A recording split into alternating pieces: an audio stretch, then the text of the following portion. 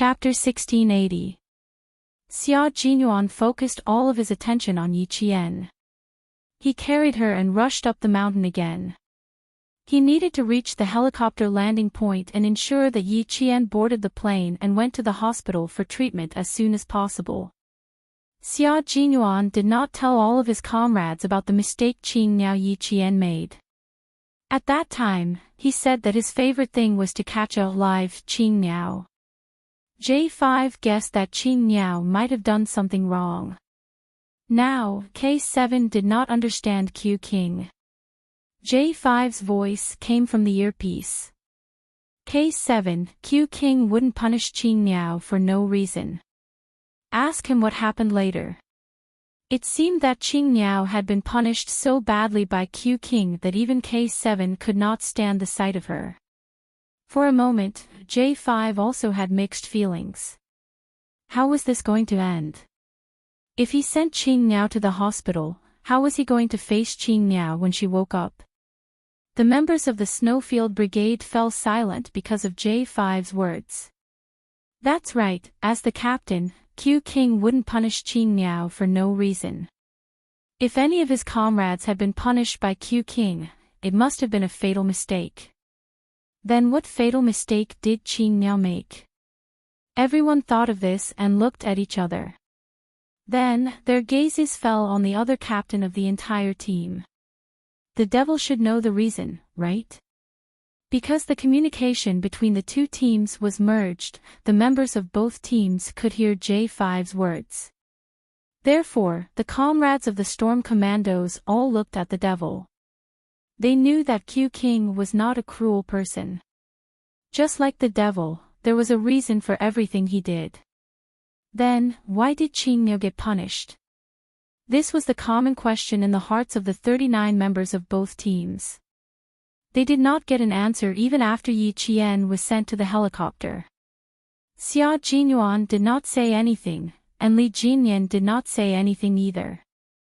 There would be a summary meeting later, and any questions would be answered at that meeting. Major Xia, one of the parties involved, accompanied Yi Qian to the helicopter. In the cold cabin, the accompanying military doctor quickly performed a simple examination on Yi Qian.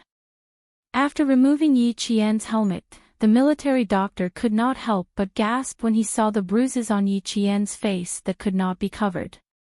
You beat him up like this. He's going to have a concussion.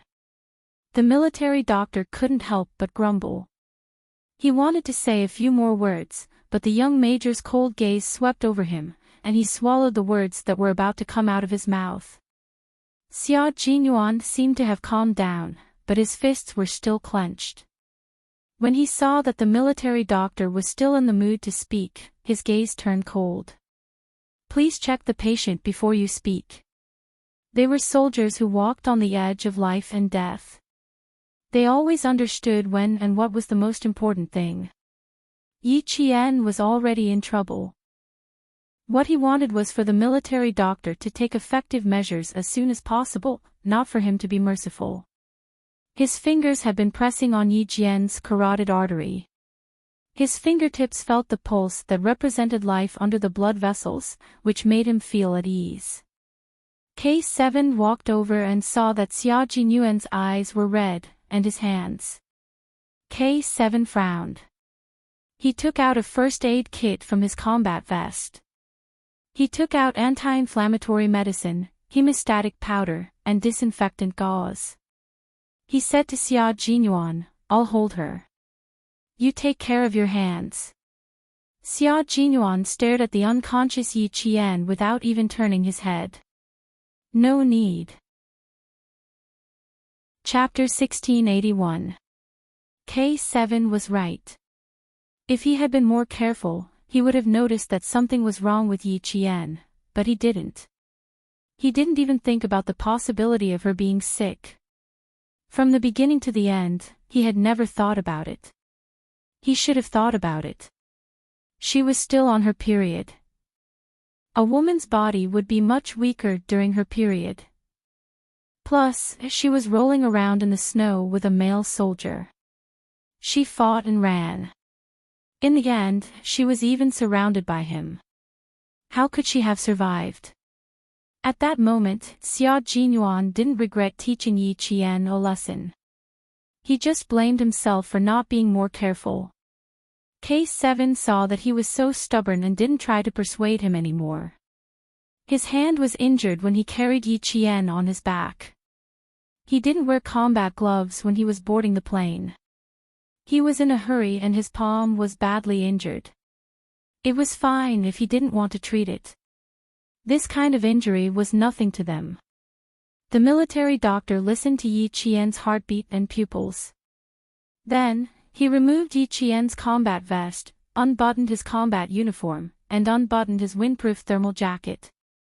He pulled the jacket up to his belly button and checked his back. Although there was a large area of redness, his breathing and heartbeat were still okay. His life was not in danger for the time being. His condition is still okay, the military doctor told Xia Jinyuan after the examination. But we can't rule out any unforeseen events. Xia Jinyuan looked at K7. He nodded slightly when he saw his comrade. Before he said anything, K7 said in a deep voice, skin allergic reaction can cause neurovascular edema.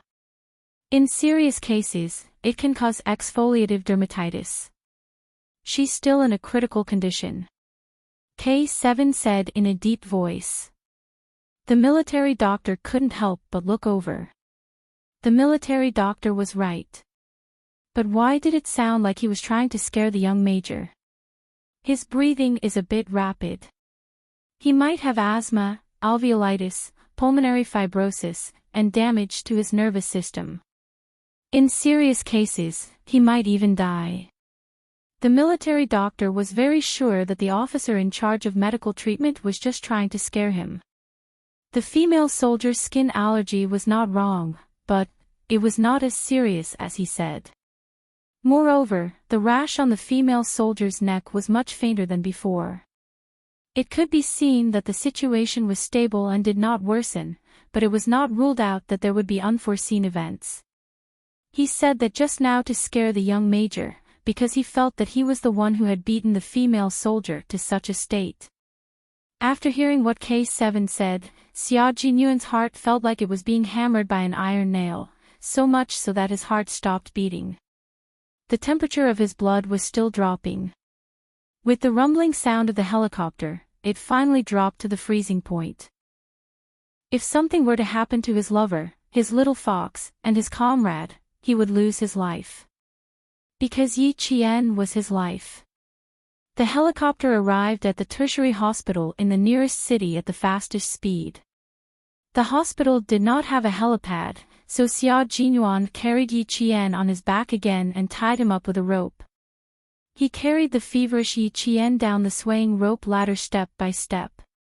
The doctors in the hospital were already on standby. They placed the unconscious Yi Qian on a stretcher. Xia Jinyuan, who was running with the doctors, did not have any intention of stopping. He almost rushed into the emergency room along with the hospital. The nurse quickly blocked him. You can't go in. You can only wait outside. Xia Jinyuan, who was braking, watched the emergency room door close. He stood there as if his feet were rooted to the ground. He could not move even half a step. Chapter 1682. Case 7 caught up from behind and saw the figure that was usually as tall as a mountain and the lighthouse in the hearts of all his comrades. Now, he was standing so straight that a few nurses who passed by had to take a detour with a nervous look on their faces. The resuscitation will take some time. Sit down for a while. Case 7 walked over and stood beside him. He looked at the red light above the resuscitation room and reminded him again, your hands were injured twice. If you don't treat them now, do you plan on touching Yi Qian's face with your blood again? Xia Jinyuan raised his hand, looked at his palm, and finally moved.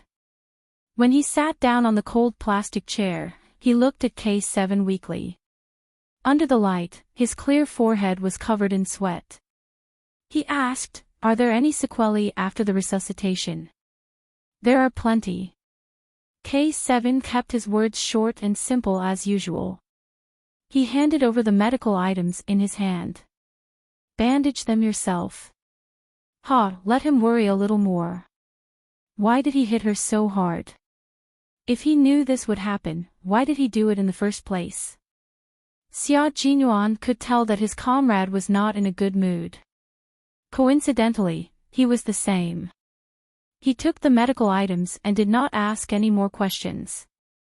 He was not even in the mood to talk. It did not matter if there were sequelae.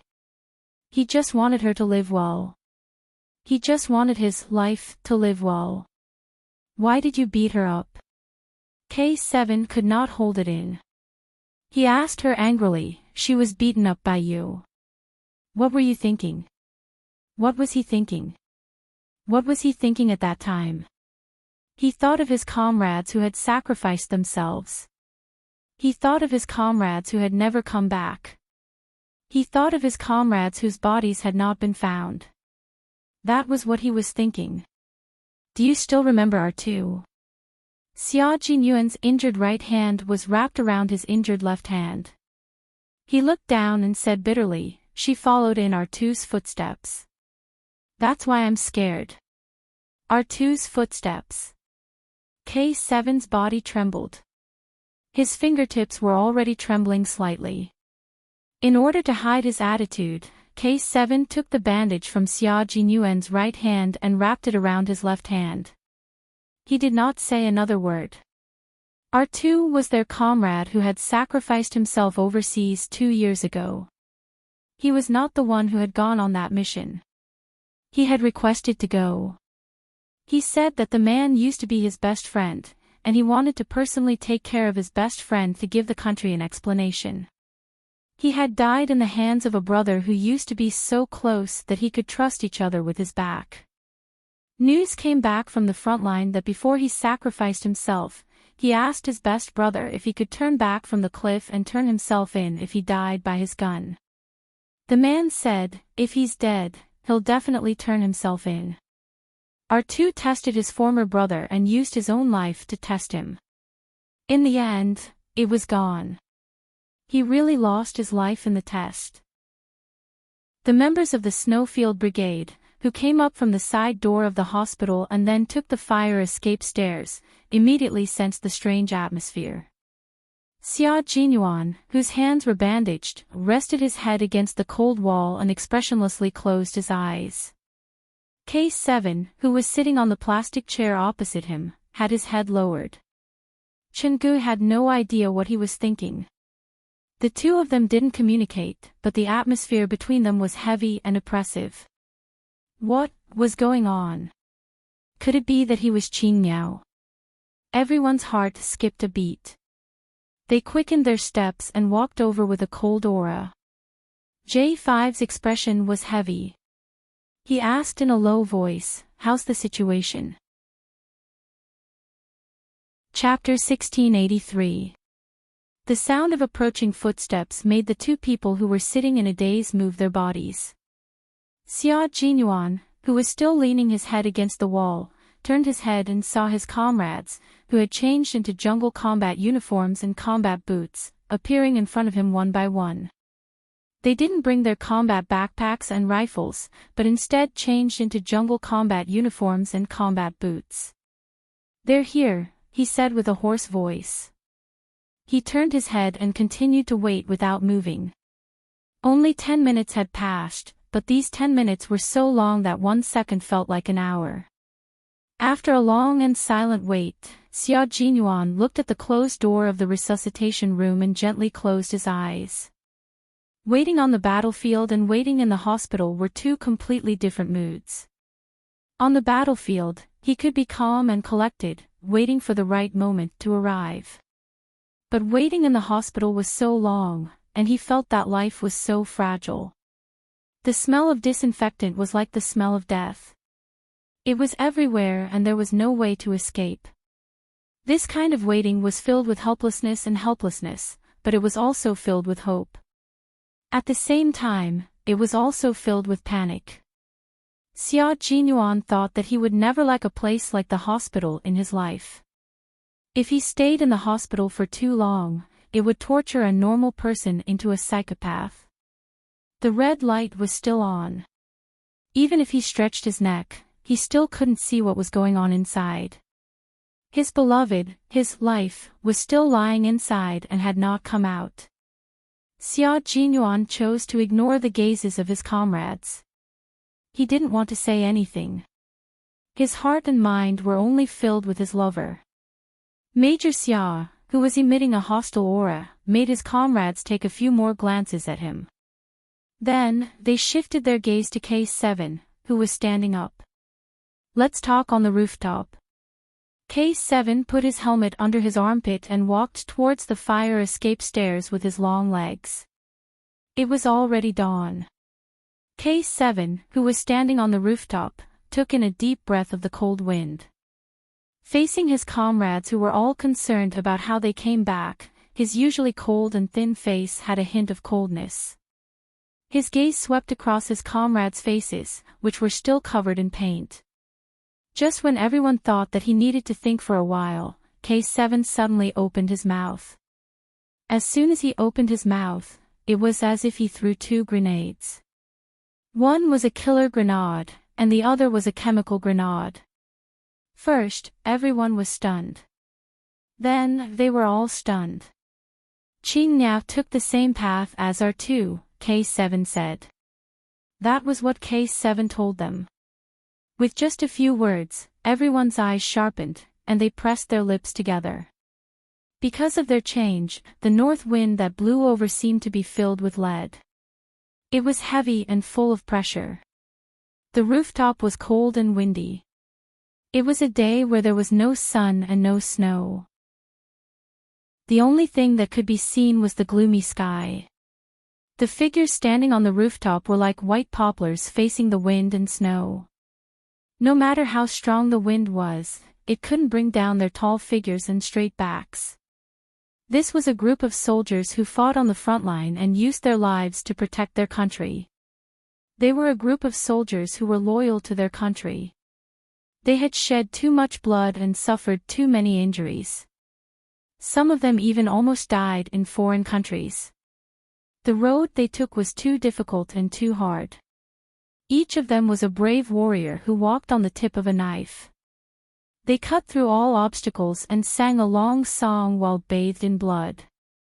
It was so hard, so difficult, but they didn't shed a single tear. At this moment, there were already tears in the corners of some of their eyes. The unyielding Special Forces soldiers secretly wiped away their tears and gritted their teeth, forcefully suppressing their surging emotions in an incomparably savage manner. Chapter 1684. So, that's how it is. J5 nodded lightly. His voice was dry, probably because he had been exposed to the cold wind for a long time. Qing Niao has indeed committed a grave mistake this time. After he finished speaking, he rubbed his face and scrubbed the paint on his face into a ball. Only his sharp eyes were shining with a dim light. This time, I support Q King's decision. Putting aside Qing Niao's gender, she is a soldier like all of us, a soldier who puts her life on the line. Now that she has violated the principles of being a soldier, it is normal for her to be punished by Q King. This time, I stand on Q King's side. He did not do anything wrong. I will send you all away and wait for your return. Brothers, this is the team motto passed down by word of mouth in the Snowfield Brigade. Our two's sacrifice is a wake-up call for us. We will never allow something like this to happen again. J5's words made the members of the Snowfield Brigade nod slightly. Putting aside their emotions and using the logic of a soldier to deal with the problem, Q King was indeed not wrong.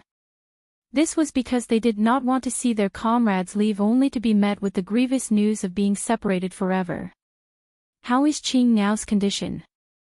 Did the doctor come out and say anything? Pigeon asked in a low voice. He had watched the entire process of Qing Niao being beaten up. At that time, Q King's ruthlessness had made him a little scared. Kick after kick, punch after punch, he did not hold back at all. He used all of his strength. He even suspected that there were signs of fractures or fractures. Her skin is allergic due to the fever medicine. Her body is flushed. Her breathing and heartbeat are normal, except for the high fever. K7 only wanted to scare Xia Jinyuan. Facing his comrade's questions, he answered truthfully, it shouldn't be a big problem.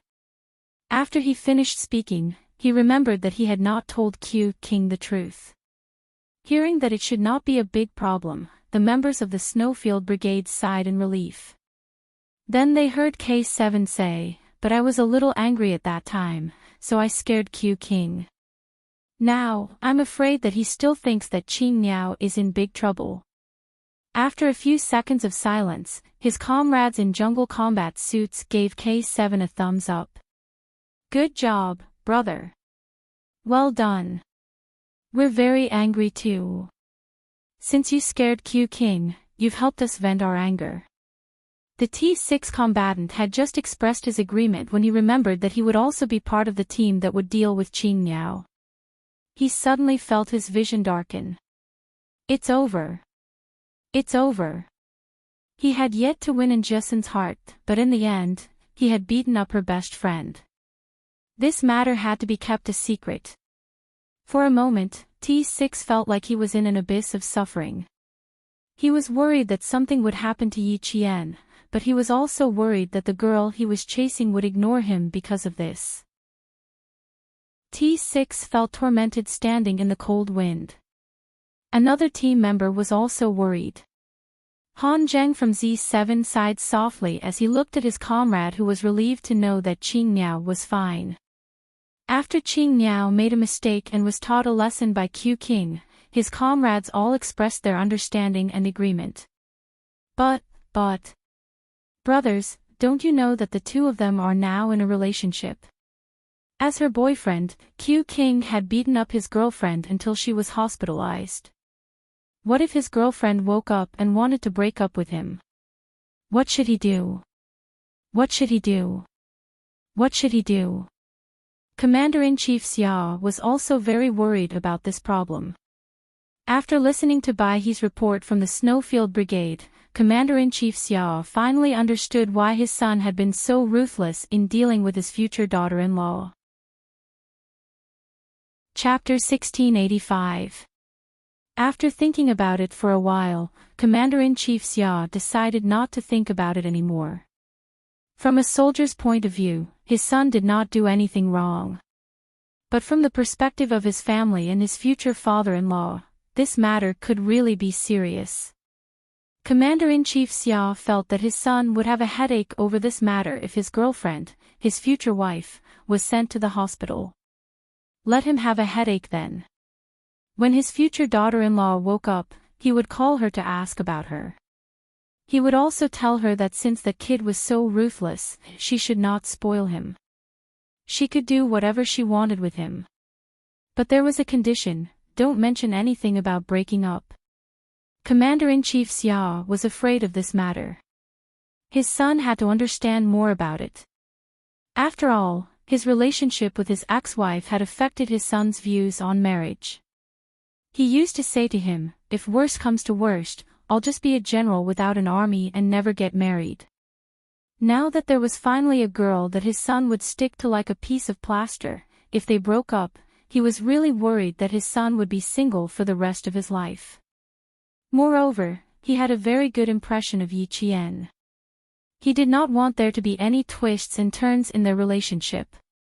He did not want others to take advantage of the situation and steal his future daughter-in-law away.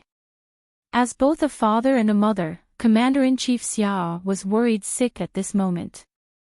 He made up his mind to call Yi Qian as soon as she woke up and put in a few good words for his son. At this moment, Xia Jinyuan was a little confused. His gaze swept back and forth between his four comrades, T6, K7, G3, and Z7. He held a tissue in his hand and wiped off the last bit of paint on his face before saying, no way, it's not that serious, right? Are you guys trying to scare me and avenge your personal grudge? The four of them were in the bathroom removing the paint on their faces.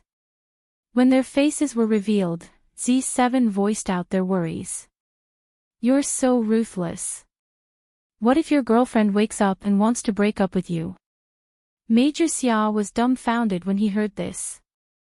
He did not even think about this. Z7, Han Zheng, was a playboy before he joined the team. He was in the 5th grade of primary school and fell in love until he went to military school.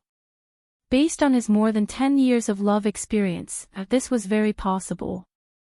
There's nothing impossible, only things you can't think of. Q King, you have to be mentally prepared.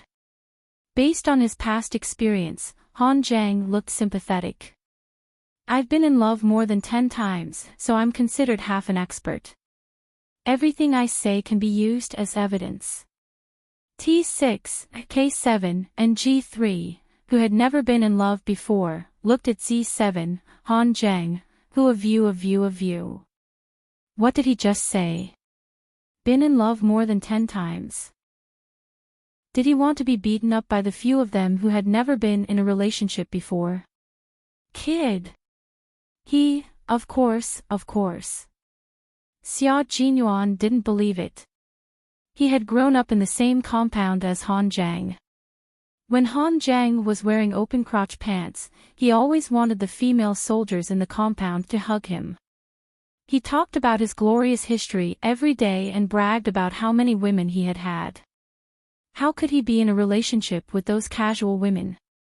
Being in love cost him money to buy a house within the 2nd ring road of Beijing. He was using money to buy fun. How could that be considered being in love? When Han Zheng saw his expression, he knew that he did not believe him. However, he was not angry. Instead, he chuckled and gloated. Don't doubt me. I've been in love so many times and had so many girlfriends. Which one of them hasn't been doted on and spoiled like a princess? Chapter 1686. You, on the other hand, beat her up until she was hospitalized. I think Yi Jian must have been frightened by your ferocious and merciless attitude. She must have gotten a high fever from fear. Bro, you should be mentally prepared. T6 added appropriately, although I don't have the experience of harming more than 10 girls like he did. Watch your words, Han Zheng interrupted. What did he mean by harming more than 10 girls? He had never harmed girls before. Everything he did was consensual. Although I don't have the experience, I have to admit that Scourge has a point. Other people spoil their girlfriends like princesses, but for you, you beat her up until she was hospitalized. Bro, if I were your girlfriend, would also throw up my sleeves and quit. I'm scared. When Han Zheng heard that he had been called Scourge again, the corners of his mouth twitched. Forget it, what was there to be calculative about with a group of virgins who had never been in a relationship before? It was purely personal jealousy. K7 and G3, who were shooting daggers out of their eyes, only retracted their gazes when they saw that Han Zheng had become obedient. Wasn't he Scourge? More than 10 brothers combined might not have as much experience in love as he did. Xia Jinyuan, whose heart trembled, turned his gaze to his 2 comrades who knew about his relationship with Little Fox but had yet to express their opinions. What about you two? What do you think? Major Xia Jinyuan, who had only kissed 1 girl and had 0 experience in love, was also a little flustered at this moment. I don't have any experience either, but I agree with what Scourge said. As for you, you are the first boyfriend I've met who can beat his girlfriend to the point that she had to be hospitalized. G3's words were pertinent. This matter was not going to be resolved so easily. We heard from K7 the reason why you taught Qing Niao a lesson. As a soldier, logically speaking, we agree with what you did. Xia Jinyuan heaved a sigh of relief. He nodded with a cold expression and said, as her comrade in arms, I have to make her remember that it is stupid to use her own life to test the enemy on the battlefield. Yes, if it were us, we would definitely do that, but... G3's gaze was sympathetic and his tone took a 180-degree turn. But you're still her boyfriend. If you really want to teach her a lesson, you should let us do it instead of doing it yourself. That's your mistake, K7 concluded calmly. Major Xia, who was used to having a strong heart, felt that he could not stand the words of his comrades. In short, if she wants to break up, I'll think that it's normal. As his comrade, the T6 combatant continued to stab him. Since he had already stabbed him so many times, it did not matter if he stabbed him one more time. Stabbing him in advance was equivalent to injecting him with a tranquilizer in advance. Faced with his comrades stabbing him left and right, Major Xia took a deep breath of the ammonia gas that every bathroom must have. He suppressed the panic in his heart and said calmly, "You're right. It's indeed my mistake. I shouldn't have done it myself. You guys should have done it instead." At that time, he only thought that since she dared to do this, he would let her have a taste of her own medicine and make her pay a certain price for her foolish actions. He was happy that she came, so how could he bear to see her leave? He brought her step by step to the path he was on, hoping to advance and retreat hand in hand with her. How could he bear to see her leave in advance? If he had to choose again, he would still choose to teach her a lesson. Chapter 1687. He wanted her to always remember that petty tricks and thinking too highly of herself were taboo on the battlefield. The slightest carelessness would result in nothing left. However, he did not expect that she would end up in the hospital because of him. He did not regret teaching her a lesson. He had once said that they would not only be lovers in the future, but also comrades. As the team leader, he had the duty and responsibility to make sure that his comrades suffered the consequences of her mistake. Although I was successfully intimidated by you guys, I still believe that Qing Miao won't break up with you. Major Xia, who was a little flustered, would not be defeated so easily. He turned on the tap and washed his face with cold water. After changing into his jungle combat uniform, he stood in front of his comrades and looked into their deep, cold eyes. His gaze was as cold as an unsheathed ancient sword.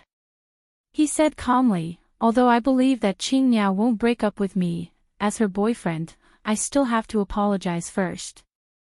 The corners of G3's mouth twitched. Looking at his expression just now, he thought that he would never apologize to Yi Qian and say that he regretted teaching her a lesson. The next second, the all-round soldier king bent over for love. The comrades guarding outside saw their team leader walk over with his head held high. Although the corners of his mouth were swollen, he looked very calm as he walked over. "There's no need for all of you to stay in the hospital. Go back and reorganize. Captain Li will lead you to the second training base." The hospital was not the army. It was already 7 in the morning, and there would be more and more people in the hospital. It would be too eye-catching for a group of people to wear their combat uniforms. They would become the target of everyone's attention, so they had to leave immediately. "When Yi Qian wakes up, I'll let you know immediately. I'll also convey your concern to her. Everyone, stand at attention." A minute later, the team left. Han Zhang walked forward and patted his good friend and comrade on the shoulder. He said earnestly, "Lower your head and apologize properly. At times like this, you have to pretend to be a coward. Don't be stubborn. Be careful that you don't lose your girlfriend and let your brothers take advantage of you." Looking at how Qing Miao was acting, if she was not his brother's girlfriend, he would have pursued her. T6 was even more devastated. Jessin is her good friend. My heart is bleeding right now. Why did I agree to go with you to hunt down Qing Miao back then? Am I stupid or not? At the very least, Q King was in a relationship and had even held hands and kissed her before. But as for himself, he had not succeeded in his revolution and was still working hard. Whenever he thought of this, the T6 combatant felt his heart bleed.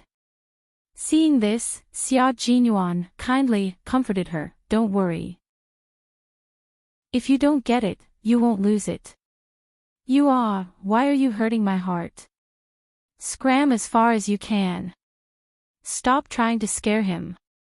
He wasn't that easily frightened." Yi Jian did not know that Major Xiao's heart was churning violently at this moment. She, who had fainted from the fever, gradually regained her clarity. The second she felt as if something was about to touch her, she, who was lying in the emergency room, suddenly opened her eyes. At the same time, her right hand gripped the nurse's wrist tightly. Ah! The nurse who was about to insert the needle into Yi Qian was so shocked that she almost dropped the syringe in her hand. She subconsciously looked up and was once again shocked by the coldness in Yi Qian's eyes. The trembling syringe in her hand did not escape the fate of dropping and fell to the floor with a thud. When the doctor heard the commotion, he turned around and saw that the patient had regained consciousness. He did not even have time to take off his sterile mask and walked over to the bed. He smiled at the female patient and said, "You're awake so soon. Do you feel better?" Chapter 1688. Her skin allergy wasn't serious, but she had a high fever and fainted. After a series of examinations, a skin test, and a normal anti-allergic fever medicine, the patient woke up in less than 3 minutes. He was indeed a soldier with a strong physique. Yi Qian blinked her eyes in a daze. Her long eyelashes fluttered, and she seemed to confirm where she was. She gently closed her eyes and let go of her hand at the same time. She fell into a deep sleep again. The frightened nurse patted her chest and picked up the syringe. She had to refill the medicine. The lights in the emergency room turned from red to green. Xia Jinyuan rushed over immediately. Yi Qian was lying on the hospital bed and being wheeled out by the nurse and doctor. All he could see was Yi Qian. He saw that his beloved lover's lips were abnormally red. It was the color of lips that only appeared when the fever had not completely subsided. There was a shocking bruise at the corner of her mouth, and there were small scratches on the left side of her face. These injuries were all caused by him. They were all caused by him. Her pale face, bright red blood, and snow-white quilt. The bright colors made Yi Qian look as fragile as a porcelain doll that would break at the slightest touch.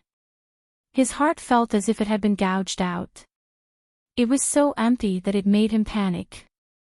When he saw the foredrip and the doctor's expression, Xia Jinyuan felt as if he had really come back to life. The doctor and nurse looked at the young soldier in front of them. Their gazes swept past the wound at the corner of his mouth. How did he get injured like this? The female soldier lying on the bed was examined. There were more than 10 bruises on her body, especially the first 2 bruises on her back. These 2 bruises were the most obvious. The subcutaneous tissue was severely congested and had turned black. Fortunately, the bruises had avoided important areas such as the back and did not hurt any vital parts. The male soldier also had bruises on his face. He guessed that his body was not much better. Xia Jinyuan asked in a low voice, "Doctor, how is the patient? Is she out of danger?" He was not in a hurry and spoke very slowly. However, the doctor could hear the urgency in his voice. It was as if he did not allow him to speak nonsense. "It's not a big problem. Her condition is very good. The patient has a strong will. She woke up groggily 2 minutes ago. She will be fine after she wakes up naturally." The doctor condensed a few sentences into one sentence. He picked what the other party wanted to hear and did not beat around the bush. He said that he still needed to observe and did not rule out the possibility of changes. Xia Jinyuan's professional intuition told him that if he really said that, the soldier would not have the patience to ask him. With the hospital's words, Xia Jinyuan felt that his cold blood was finally warming up. He said thank you politely and pushed the bed into the ward that had been arranged earlier. The doctor followed Xia Jinyuan all the way to the ward. He said to Xia Jinyuan, contact him if anything happens. Then he left with the nurse. This was a special ward. After the hospital received the call, several doctors were on standby. Fortunately, the situation caused by the drug allergy was not serious. She only needed to reduce the fever. Now that the flush on the patient's body had subsided, her condition was stable. After the door closed, the room was so quiet that only the sound of breathing could be heard. Xia Jinyuan sat by the bed. His hands were clenched tightly. His gaze was fixed on Yi Qian. She was lying quietly on the bed with her eyes closed. Her face was particularly pale because of her poor complexion. Chapter 1689. He gently touched the wound at the corner of her mouth with his hand wrapped in gauze. The young major's eyes were no longer as cold as they were during the competition. Instead, they were as gentle as water. I'm sorry, little fox. He got up and slowly bent down to gently touch her lips with his similarly injured lips. He didn't dare to use too much force as he was afraid that he would hurt the corner of her mouth. He only kissed her lightly and then left. He carefully adjusted the corner of the blanket before sitting back down. Xia Jinyuan quietly looked at her sleeping face under the influence of the medicine. He couldn't help but purse his lips slightly. He quietly watched, guarded, and accompanied her. There was no one to disturb him or make any noise. It was so quiet that he could hear their breathing intertwining. Only then could he feel at ease. After an unknown amount of time, the phone in his pocket rang and broke the silence. Xia Jinyuan frowned and immediately took it out and quickly picked it up. At the same time, he got up and walked to the balcony of the single ward. The sliding door gently closed. He stood outside the glass door and stared intently at Yi Qian on the hospital bed. He said, Dad, speak slowly. Don't lose your breath. You're quite capable. You beat up your girlfriend and sent her to the hospital. Aren't you usually quite shrewd? What's wrong? Did you get kicked in the head by a donkey and become an idiot? Commander-in-Chief Xia on the other side of the phone mocked his son. He was definitely a father and wasn't afraid of Xia Jinyuan hanging up the phone. I think it's a compliment to call you an idiot. Yi Qian should be punished for what he did, but you can't beat up your girlfriend and send her to the hospital. Now, his girlfriend is in the hospital. I have a feeling that this future daughter-in-law, who has already passed the family Xia gate, is going to withdraw her foot and prepare to run away.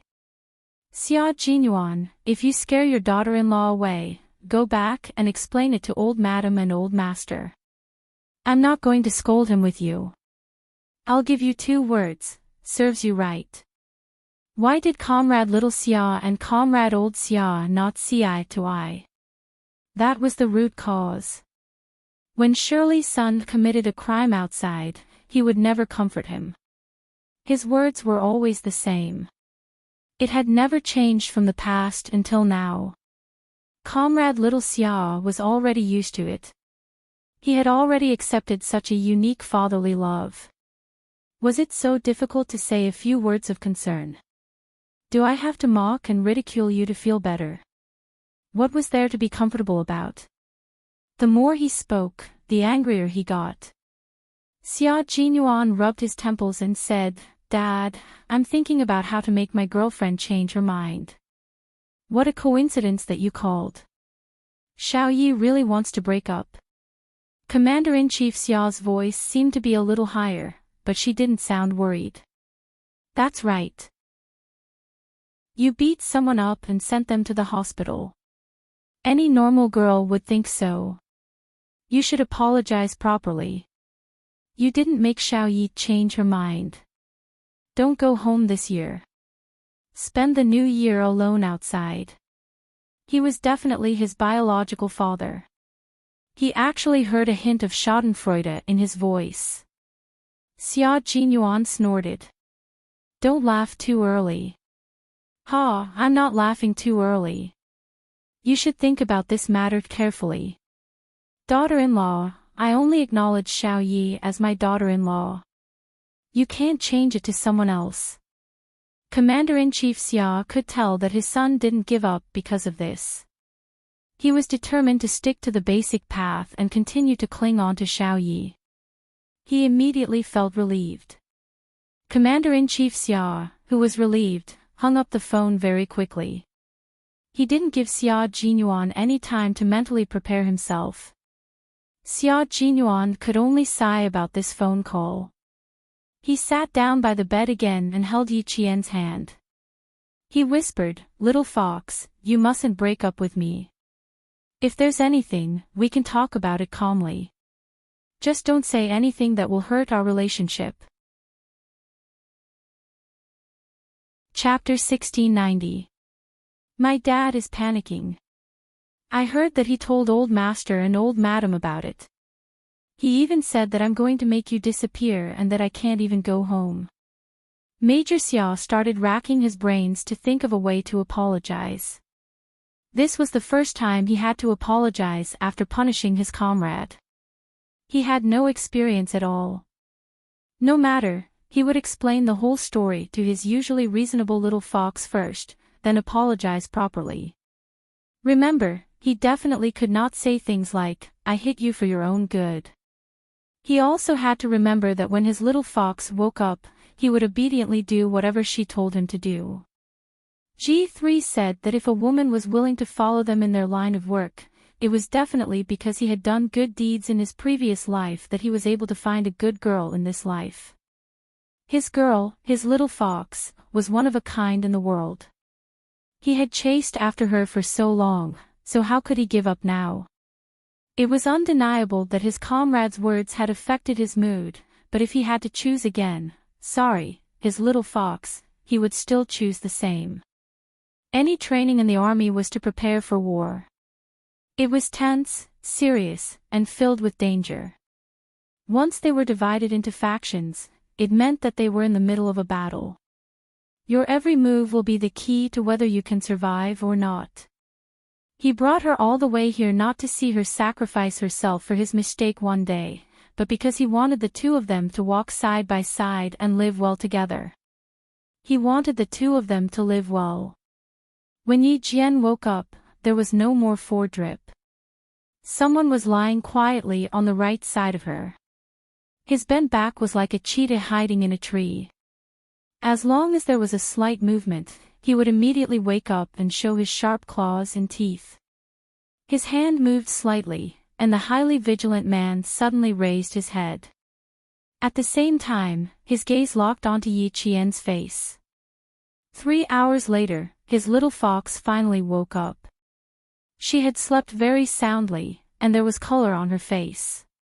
Her seductive red lips were much lighter, and it was obvious that she was much more energetic after waking up. "I'll go get a glass of water." He let go of her hand and carefully placed it under the blanket. When he got up, he lowered his head and gently kissed her forehead.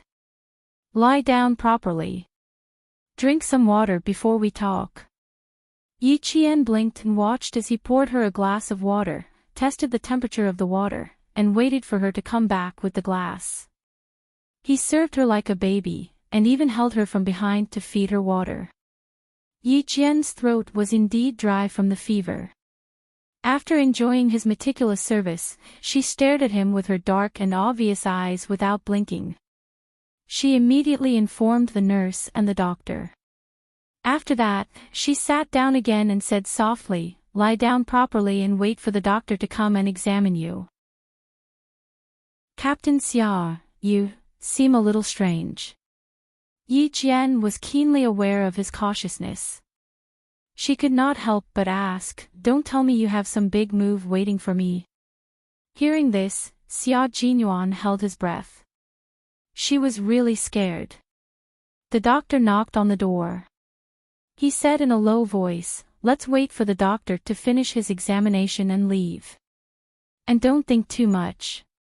You need to rest well now."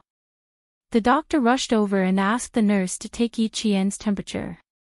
Then, he checked her arms, neck, back, and other areas to see if the rash had subsided. After the examination, he smiled and said, "The rash on your body is gone, and your temperature has dropped. It seems like you only need to rest for a day." Chapter 1691. While the doctor spoke to Xia Jinyuan, the nurse helped Yi Qian straighten his clothes and said softly, "There are many ruptured capillaries in the subcutaneous tissue. You can use ointment and massage to promote blood circulation and remove blood stasis. There are 2 serious injuries on your back. Use ointment as soon as possible." The nurse was reminding him out of kindness. Yi Qian didn't think much of it, but Xia Jinyuan felt a little awkward. The injuries on his back were caused by him. Xia Jinyuan asked the doctor if there were any taboos and if there was anything else he needed to pay attention to. After confirming that there were no more questions, he sent the doctor away. After the doctor and nurse left, the ward became quiet again. Xia Jinyuan, who was locking the door, paused slightly on the handle. He sighed softly and turned around. It made him feel like he had died a heroic death. It was exactly 11 p.m, time for lunch. Xia Jinyuan poured a glass of warm water and placed it at the bedside. He said softly to Yi Qian, "You must be hungry. What do you want to eat? I'll go to the cafeteria to get some takeout." He was indeed hungry. Yi Qian smiled and said, "Something light, like porridge or something like that will do. What else do you want to eat? Steamed buns and dumplings are all fine." Xia Jinyuan felt that his words lacked confidence. He had lived for more than 20 years, and this was the first time he had been so careful. He was afraid of angering the girlfriend he had spent so much effort to pursue. This kind of cautiousness mixed with an indescribable sweetness and faint anticipation made his emotions so complicated that he didn't know how to sort them out. But there was one thing he was sure of. At this moment, he had to be honest. If his girlfriend said she wanted the stars in the sky, he definitely couldn't take the moon and bring it back. Major Xia, who had 0 experience in love, excelled in his EQ and IQ. Without anyone teaching him, he learned the correct way to behave as a boyfriend when he angered his girlfriend. Seeing him like this, Yi Qian felt even more uneasy. He had a feeling that he still had a big trick up his sleeve. He shook his head and said, "The corner of my mouth hurts a little. Let's just eat the porridge. I can swallow it without chewing." Upon hearing this, Xia Jinyuan felt his heart skip a beat. The corner of his girlfriend's mouth hurt, because of him. The major, who was starting to feel guilty, quickly said, "Okay, I'll go down now." Then, he took out his phone from his pocket. "If there's anything, feel free to contact me. Or, press this bell and ask the nurse to come over." Yi Qian watched him stride out of the ward with his phone in hand. His suspicions grew. He really felt like there was more to come. The match had already ended, and the Storm Commandos had lost due to the disadvantage of having 4 members. Could it be that the loser was going to be punished next? And as a captive, would he be punished even more severely? Running with weights. Jumping off a tall building. Capture the King Cobra alive. Crawling on the uneven rocks while wearing a short-sleeved shirt. That shouldn't be the case. The second training base wasn't even close to the sea. Yi Qian went through almost all of the cruelest training in her mind. As she thought about it, she felt her lower abdomen tighten. Her bladder was so full that she needed to go to the bathroom. Yi Qian, who was covered in injuries, could totally get out of bed on her own. When she reached the bathroom, she was still thinking about what kind of punishment was waiting for her. She had persevered through all of the cruel training that flashed through her mind. Another punishment wouldn't be too much of a problem. At most, she would feel a little tired. Chapter 1692. But there was something wrong with Captain Xia.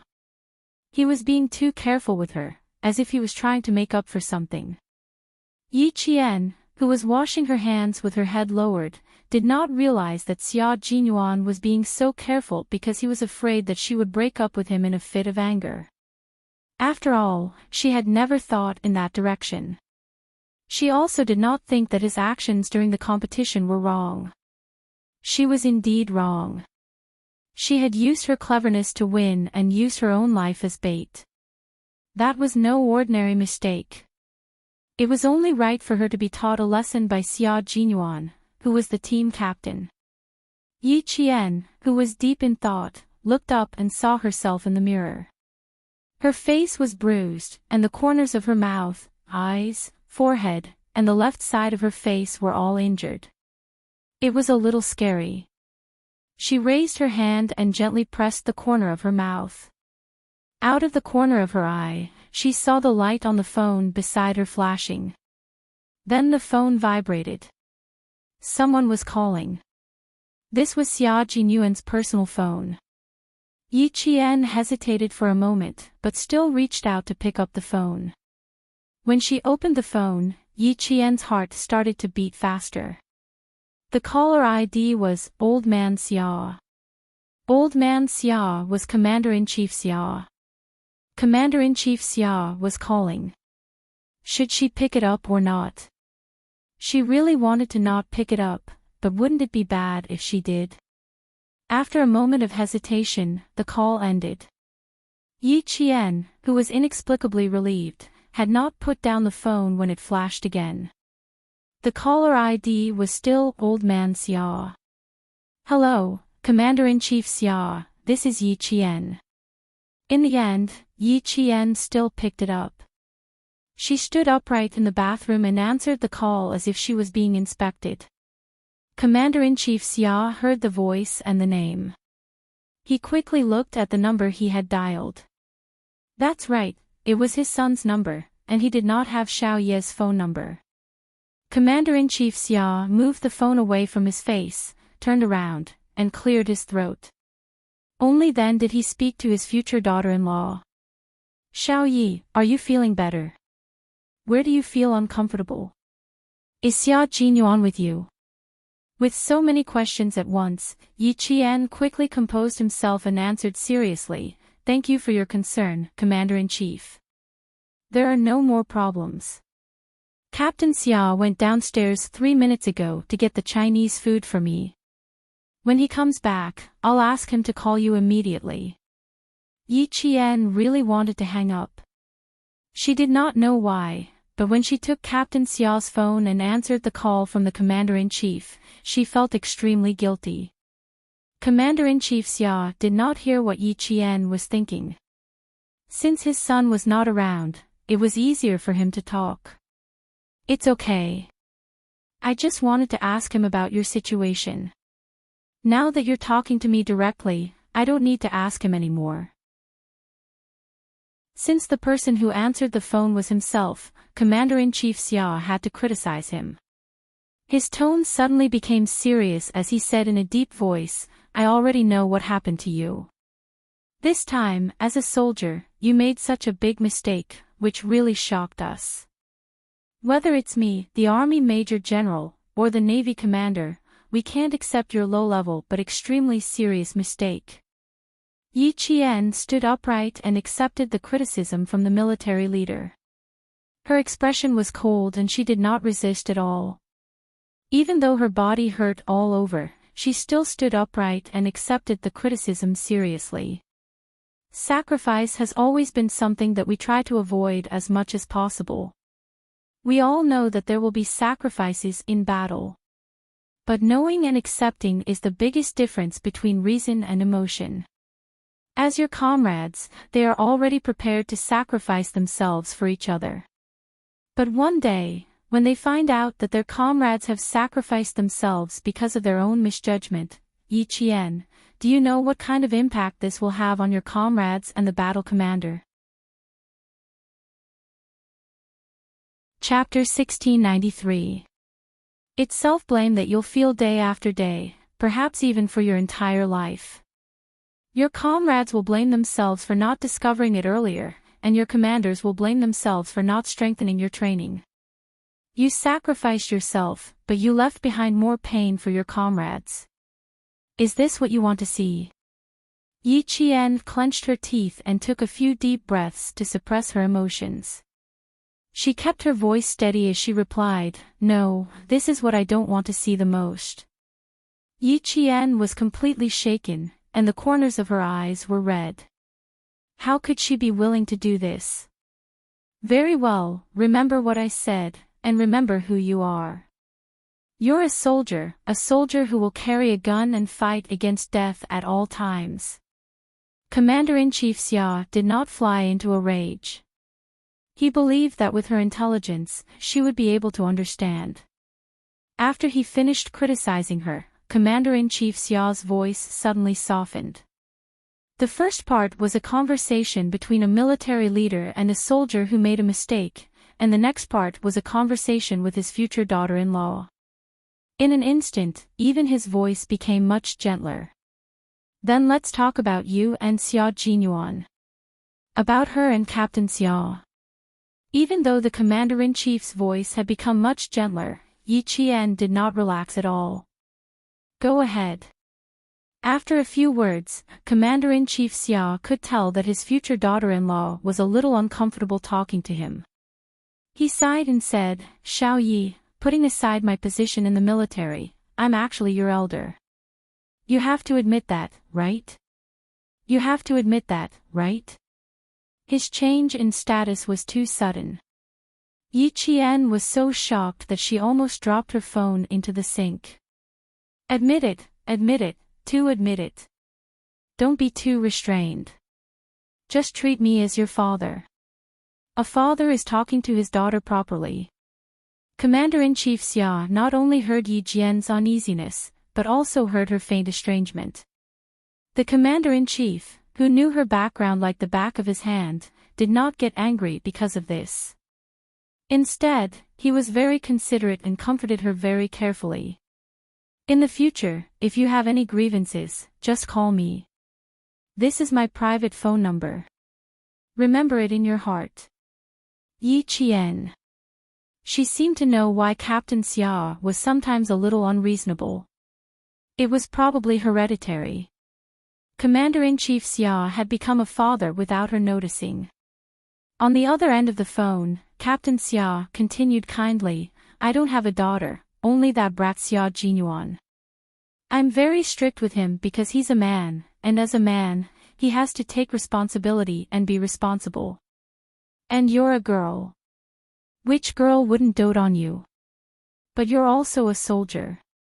I can't really treat you like a delicate daughter, but I'll definitely treat you like a daughter who needs my care, who needs me to stand up for you when you're wronged." Yi Qian, who was originally in a state of panic, heard this and her eyes turned red. Dad. She hadn't called him Dad in a long, long time. Hearing Commander-in-Chief Xia's kind voice, Yi Qian could only bite her lower lip to stop herself from crying. She didn't have any family love in her previous life, but in this life, God seemed to want to make it up to her. She was so lucky in this life. Xiao Yi, Xia Jinyuan was ruthless this time. I hope you don't blame him. Your identities are destined to be different. The path you walk, the hardships you suffer, and the sufferings you suffer are also destined to be different. As a Special Forces soldier, you need to be agile, resolute, brave, hardworking, and have self-discipline. Chapter 1694. The crime you committed this time can be said to be a big mistake, and it's a big taboo for a Special Forces soldier on the battlefield. Xia Jinyuan did not do anything wrong as a captain and a soldier. Xiao Yi, do you understand his painstaking efforts? After Commander-in-Chief Xia finished speaking, he quietly waited for Yi Qian's answer. He knew that no one would feel good if something like this happened to her. She was beaten to the point of being hospitalized by her boyfriend. Sigh, only his son could do something like that. The two young people were both soldiers and special forces soldiers. Even if they were on the battlefield, they could still fight side by side. Such a marriage was really one in a million. As a father, although he usually ridiculed his son, how could he sit back and do nothing when it concerned his lifelong happiness? Besides, he really admired Yi Qian. For a female soldier to be able to come this far, she was one of the best in the army. He could not bear to let such a good girl fall into his family. He could only communicate with her in advance and let her understand Xia Jinyuan's actions. Only then could they continue to be together. Yi Qian patted the corners of her eyes with cold water. After taking a deep breath, she replied softly, Commander-in-Chief, I don't blame Captain Xia, and I understand his painstaking efforts. I made a mistake on my side, so I should be punished. It was just a coincidence that I was hospitalized. I had a fever, and I was allergic to drugs. I couldn't take it, so I was admitted. It has nothing to do with Captain Xia. Commander-in-Chief Xia was relieved by her words. He felt more and more that Yi Qian was an honest and open-minded girl. With a smile on his face, he sighed and said, You have too many restrictions and too many helplessness. You are both comrades and lovers. You can be more casual in life, but when you are in the army and on the battlefield, you have to be careful. The slightest carelessness will lead to big mistakes. So, I hope you can understand his actions. Yi Qian listened carefully and accepted the criticism. Even through the radio, she could feel Commander-in-Chief Xiao's concern and a father's hope for his daughter's happiness. Therefore, she answered more sincerely and did not try to pander because of the Commander-in-Chief's identity. You're right. Captain Xia did make a move this time because I made a big mistake. If he didn't remind me, I might not have realized my mistake so deeply. Understanding each other, the two of you can live a good life. Then, Commander-in-Chief Xia, who had changed his identity to father, showed concern for Yi Qian's health. He also asked how badly she was beaten. He also heard that she had injuries on her face. He said kindly to Yi Qian, Don't worry, remember this debt. Calm. Commander-in-Chief Xia added, Now that the two of you are in the hospital, you should order him around. Don't give in to him, and don't tell him that you don't blame him. This kid is taking advantage of the situation. Listen to me. Show some authority and put down his arrogance. Order him around as much as you can. Let him do all the laundry and feed. Let him learn his lesson. Yi Qian was no longer surprised by the Commander-in-Chief's behavior. She had seen it before. She listened to the Commander-in-Chief's advice very seriously. However, she first needed to know what kind of punishment she would have to receive. As for the Commander-in-Chief's words, she could indeed consider them. Chapter 1695.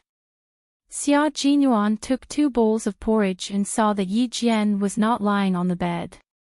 He put the porridge on the table and opened the bathroom door. He saw his girlfriend looking at the wound on her face in the mirror. Her eyes were slightly red. This scene shocked him so much that he sucked in a breath of cold air. A few words flashed through his mind, I'll settle the score later. Something big is going to happen. He quickly thought of what else he needed to do. He had to do it perfectly. He had to show his little fox how sincere he was when he apologized. He had to make her forget that he was the one who caused the wound on her body. Yi Qian saw him in the mirror and saw the wound on his face. He looked at himself in the mirror again and thought of Commander-in-Chief Xiao's words. He could not help but lower his head and smile secretly. Commander-in-Chief Xiao only cared about how badly she was injured, but he never asked about Captain Xiao's injuries from the beginning to the end. She disfigured her boyfriend's handsome face, especially the bridge of his nose, which was swollen. It was rare to have a girlfriend as fierce as her. She seemed to have hit him with the handle of a dagger. Now that he thought about it, he regretted it. What if she hit his eyes? Yi Jian held the mentality of, I'll be stabbed no matter what. When the major sitting next to her spooned porridge to feed her again, Yi Jian raised her hand to block it and asked decisively, Captain Xia, what punishment is waiting for me next? Just tell me directly. Xia Jinyuan felt his knees go weak. Finish the porridge first, then we'll talk about other things. Punishment? He did not dare. He was afraid that she would punish him.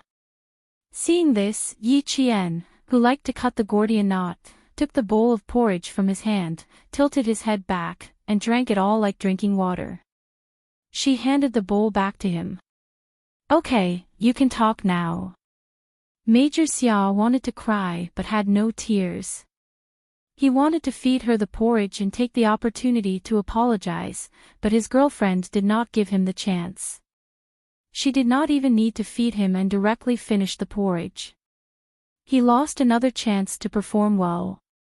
Major Xia, who had always handled things calmly and gracefully, put down the empty bowl in his hand. Let's start. He had to finish it early so that he would not feel uneasy. There is no punishment, little fox. The competition is over and the plan to capture you has also come to an end. You have also paid the price for your actions and received punishment. I believe that after this lesson, you will remember that even if you meet an acquaintance on the battlefield, as long as they are enemies, you must not test them. His voice was low and very serious. Yi Qian listened carefully and did not miss a single word. He had done a lot for her, and she remembered it all. He was a man who was responsible for his personal life and had the tenderness of a soldier. I learned a lot this lesson. I won't forget it for the rest of my life. Yi Qian laughed. As she spoke, she raised her eyebrows slightly and joked, I don't want to be beaten up by my boyfriend again and have to lie in the hospital. It's enough for me to go through this once. The corners of Xia Jinyuan's eyes twitched as he secretly heaved a sigh of relief. His dark eyes were full of affection as he gently held Yi Jian's hand with both hands. He lowered his eyes and kissed the back of her hand with his thin lips. Then, he slowly raised his head and gazed at Yi Jian affectionately again. His voice was low and he spoke in an exceptionally gentle voice, I need to apologize to you. I only want to apologize to you because of my identity as your boyfriend. I didn't take good care of you and didn't protect you. This is my fault. I shouldn't have done that. Chapter 1696. The more he spoke, the smoother he became. Major Xia was a man who dared to take responsibility for his actions. Since he was going to apologize, he had to do it properly. He couldn't just brush it off.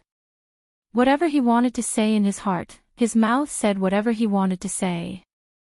He didn't even need to draft his words as he continued to speak naturally. As a man, I should take good care of my girlfriend. I should support the sky for you, shelter you from the wind and rain, and not let you get hurt at all. I'm sorry, little fox. This time, I didn't fulfill my responsibilities as a boyfriend. It's my fault. If you're unhappy with anything, feel free to vent. I promise to accept it all. Yi Qian instantly understood why Xia Jinyuan was so careful. It turned out that he had hit him and was afraid that she would be unhappy with him. Looking at Xia Jinyuan, who was so careful and anxious, Yi Qian didn't feel proud. Instead, he felt a little heartache. For her, such a high and mighty man had lowered himself and apologized so carefully just to not make her angry. Yi Qian, oh Yi Qian, you're lucky to have met him. How could you bear to scold him? Yi Qian sighed softly, his heart aching. He had his own position and responsibilities.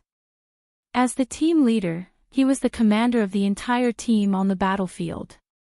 He led his comrades on the battlefield, used the correct strategy and techniques to achieve victory and successfully completed the mission assigned by the country.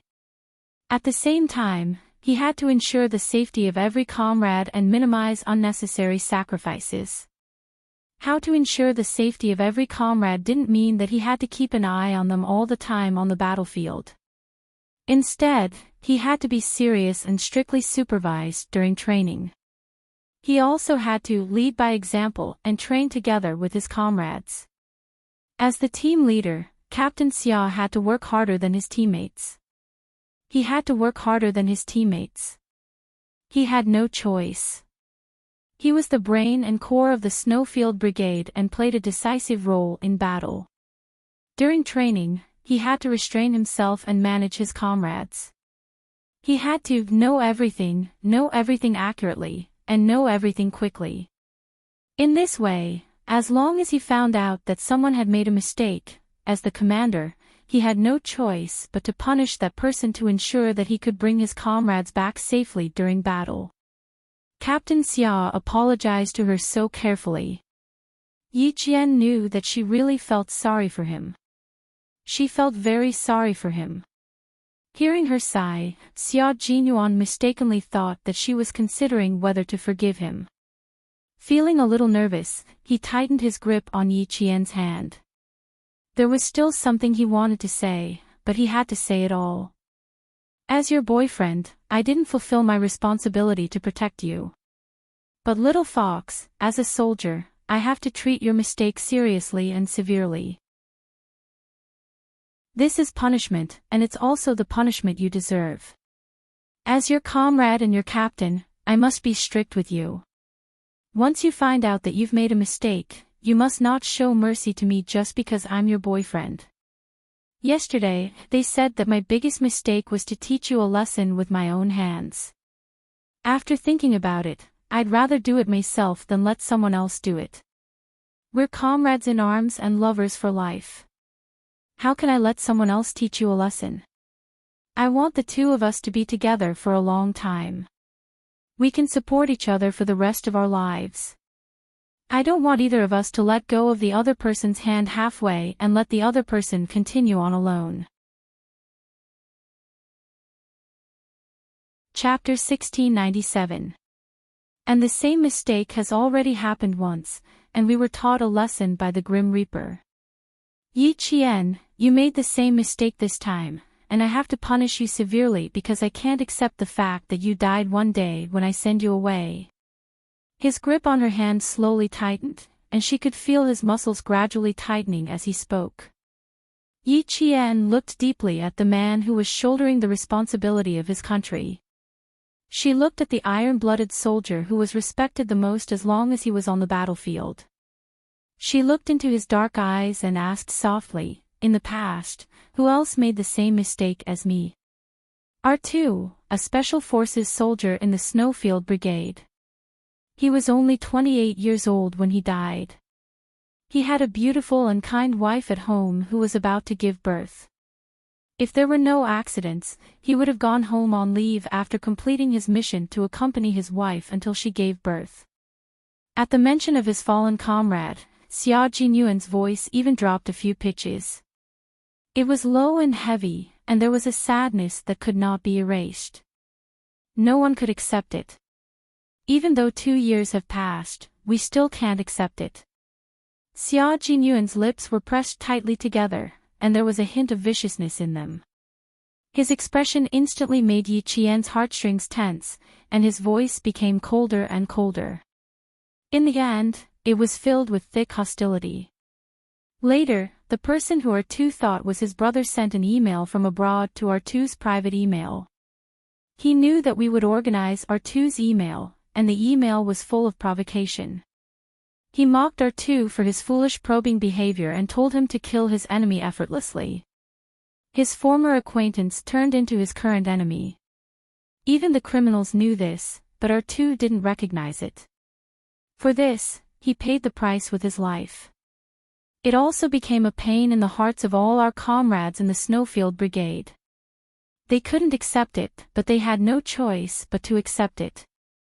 Yi Qian completely understood why he was so cruel to himself last night.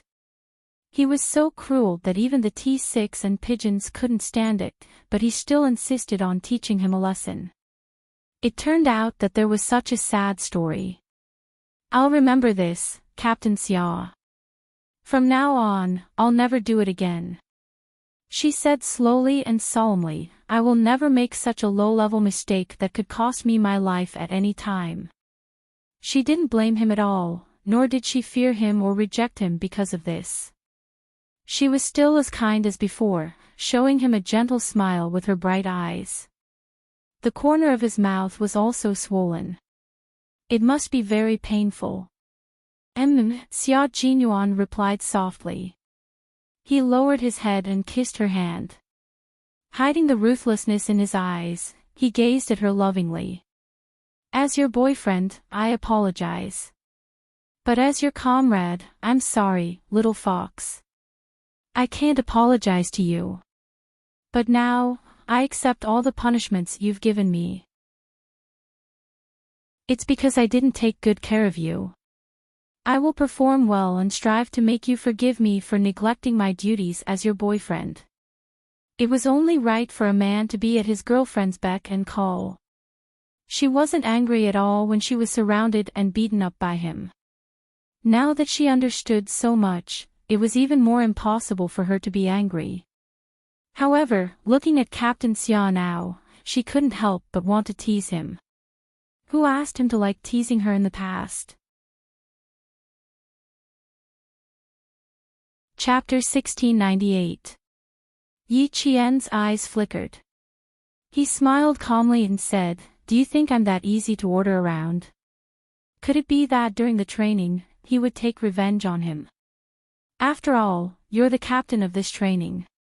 I don't dare to offend you. It's a pleasure to serve my girlfriend. Xia Jinyuan said sternly and took out a tube of medicinal oil from his pocket.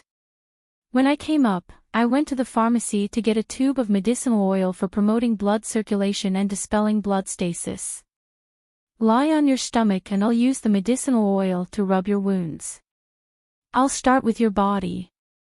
When the doctor checked her back, he saw the 2 large bruises that were so deep that the tissue beneath her skin was covered with dark purple blood stains. He couldn't bear to take another look at it.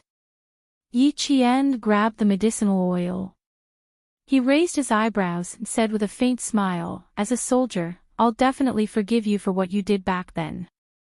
But as your girlfriend, Captain Xia, I'm not that easy to coax. It's here, it's here. The more you're afraid of something, the more likely it will happen. Major Xia, who had already gotten over the initial apprehension, looked at Yi Qian lovingly and sighed. Come on, what do I have to do to make you forgive me? Yi Qian thought of the kneeling on the keyboard and kneeling on the durian in the future. Her eyes flickered and she said mischievously, Verbal apologies are nothing new. I don't see sincerity. Why don't we try something else? Major Xia, who had always been sensitive to such matters, suddenly had a bad feeling. He sat up straight and said, Try something else. Captain Xia, why don't you try kneeling on the bullet? Point the bullet downwards and the flat end upwards. Captain Xia, kneel on the bullet for 10 minutes. How about that? Yi Qian blinked his bright eyes and looked at him seriously. I think we can see Captain Xia's sincerity through this. It was a very original suggestion. Xia Jinyuan, who was opening the packaging of the medicinal oil, paused. He then stood up and began to unbuckle his belt. Yi Qian was dumbfounded. Xia Jinyuan, why are you taking off your pants? He couldn't keep up with him at all, nor could he figure out what he was going to do next. The young major's mouth curled up slightly. Although his handsome face was destroyed, his temperament was still there. He was still that noble and elegant young major. It's easier for you to check if I take off my pants. Also, don't you think it's more challenging to kneel in front of bullets with bare arms and legs? That's a good idea. I've never thought of this before. Next time, when my brothers make a mistake, I can use this move. All of you, kneel before the bullets. Major Xia, who had taken off his pants, was wearing a pair of warm pants issued by the army. When he saw Yi Qian about to throw him down with a pillow, he couldn't help but chuckle. I'll pay attention to my image in the hospital. I won't do anything impolite. He pulled up the combat pants that he had taken off and said, "My pants are tucked in. It's easier for you to see the wound on my calf if I take it off. Little fox, after you kicked me a few times, the T6 combatant asked me if my bones were fractured. At that time, I stubbornly said that I was fine. So now I'm here to see if I'm all right." Oh. When Yi Qian saw that he was still wearing a pair of pants, he calmed down. Then he raised his eyebrows and said with a half-smile, "Captain Xia, are you saying that you want me, your girlfriend, to apologize?" Something was wrong. He needed to take immediate emergency measures to quickly stop what he was doing at this moment. Xia Jinyuan, who felt a sense of crisis, quickly put on his combat pants as if he was on an emergency mission. He unbuckled his belt and pulled on his jacket. His clothes were neat and tidy, and he looked dignified. Absolutely not. It's just that I felt a little hot after running all the way here, so I wanted to get some steam off. Chapter 1699. He had almost angered his girlfriend again. Fortunately, he had reacted quickly enough. Otherwise, not only would he not have been able to clean up the mess, but he would have also ruined the current atmosphere. No, he had to be more careful. He absolutely could not anger his girlfriend. "Come, lie down on your stomach. I'll rub your back. It might hurt a little, but bear with it." With a quick-witted and smart girlfriend, the boyfriend would be treading on thin ice if he angered her. Major Xiao's conclusion was, when your girlfriend is angry, you have to follow her wishes no matter what you say or do. Yi Qian held back her laughter and said, "Boyfriend, take good care of her. When it's over, remember to prepare all the bullets. I've never seen anyone kneel before bullets. Let's see if you can kneel before them. This is also an experiment. When you succeed, we can promote it to the team, right?" Yes, little fox has a point. When it's over, I'll definitely gather all the bullets. Do you have any other instructions? Feel free to tell me. I sincerely want to atone for my mistakes. Yi Qian felt that even chatting with him was full of joy. There was a visible smile on her face. Even if the corner of her mouth hurt, it could not stop her from wanting to laugh. They were soldiers. They were responsible for the sacred duty of protecting the country. They were comrades. They needed to help each other, rely on each other, and improve each other. They were lovers. They held each other's hands and gave each other their hearts. They were like this, and they were like this.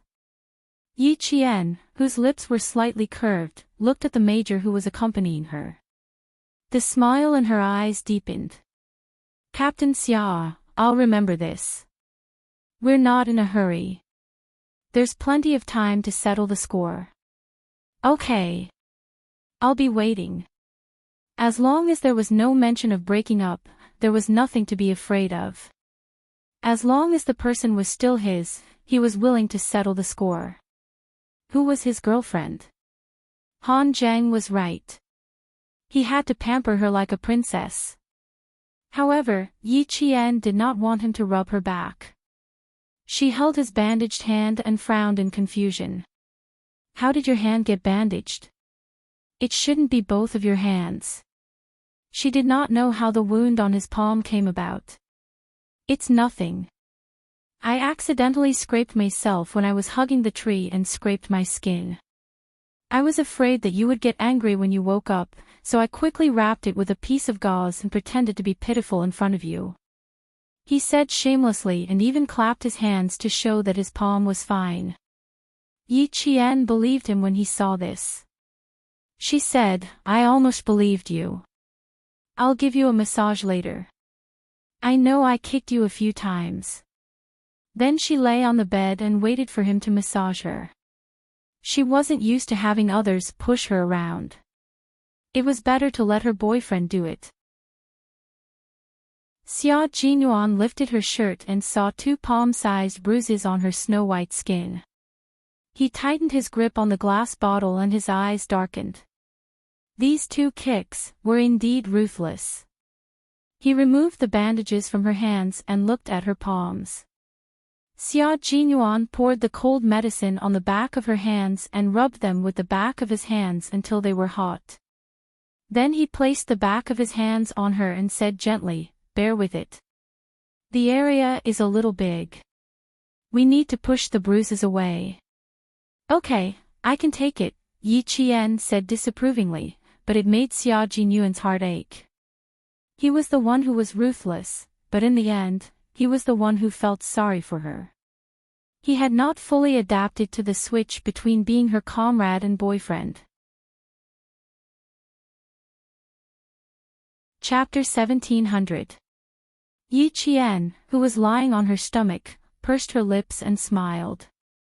He was indeed very, very good to her. Having lived 2 lives, she understood what it meant to be insincere and what it meant to be sincere. In her previous life, Yiying had played a game of cat and mouse with her. Instead of ending her life, Yiying had teased and oppressed her. Every time she found a job, Yiying would find ways to make her suffer. Sometimes, she wouldn't even get her salary and had to pack her luggage and leave. She had met many bad people and many good people. Because of this, she knew how to be grateful and grateful. She also knew the value of sincerity. She knew that Captain Xia blamed himself, but she wasn't angry. It wasn't because she was magnanimous or giving in, but because she understood. She had never loved anyone and didn't know how to love, but people needed to understand each other and put themselves in their shoes.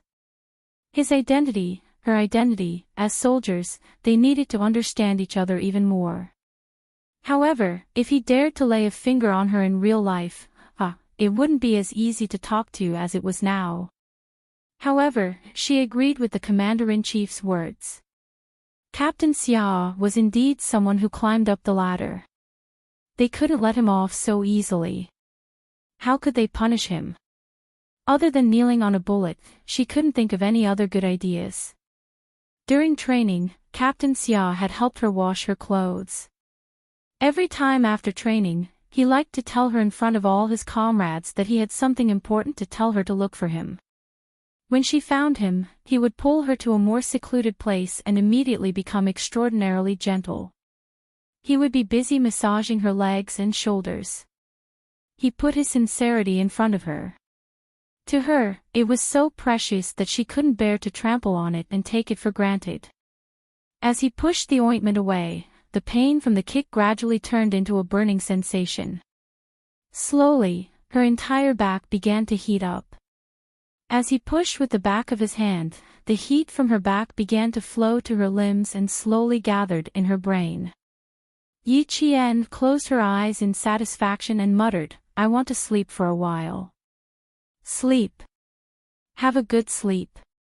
Major Xia, whose eyes were dark because of the injuries on her body, lowered his head and his thin lips landed an extremely gentle kiss on her slender and sexy waist. I'll always be here.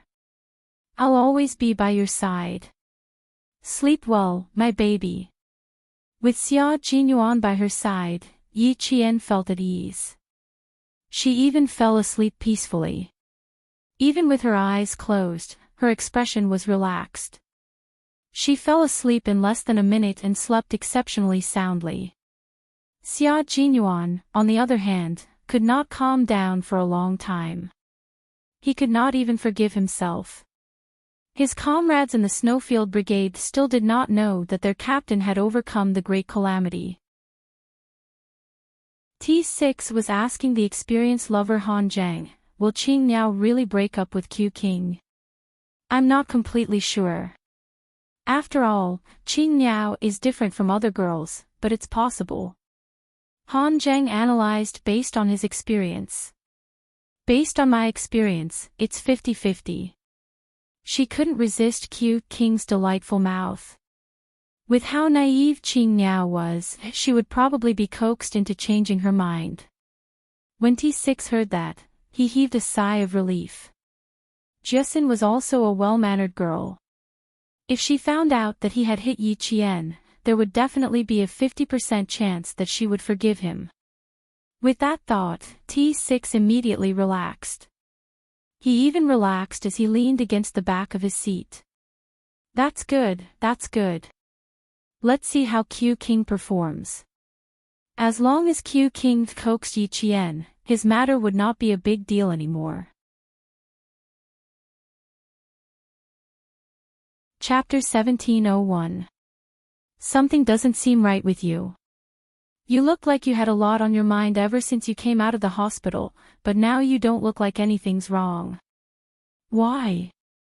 Are you that afraid that Qing Niao will dump Q King? Han Zhang was puzzled.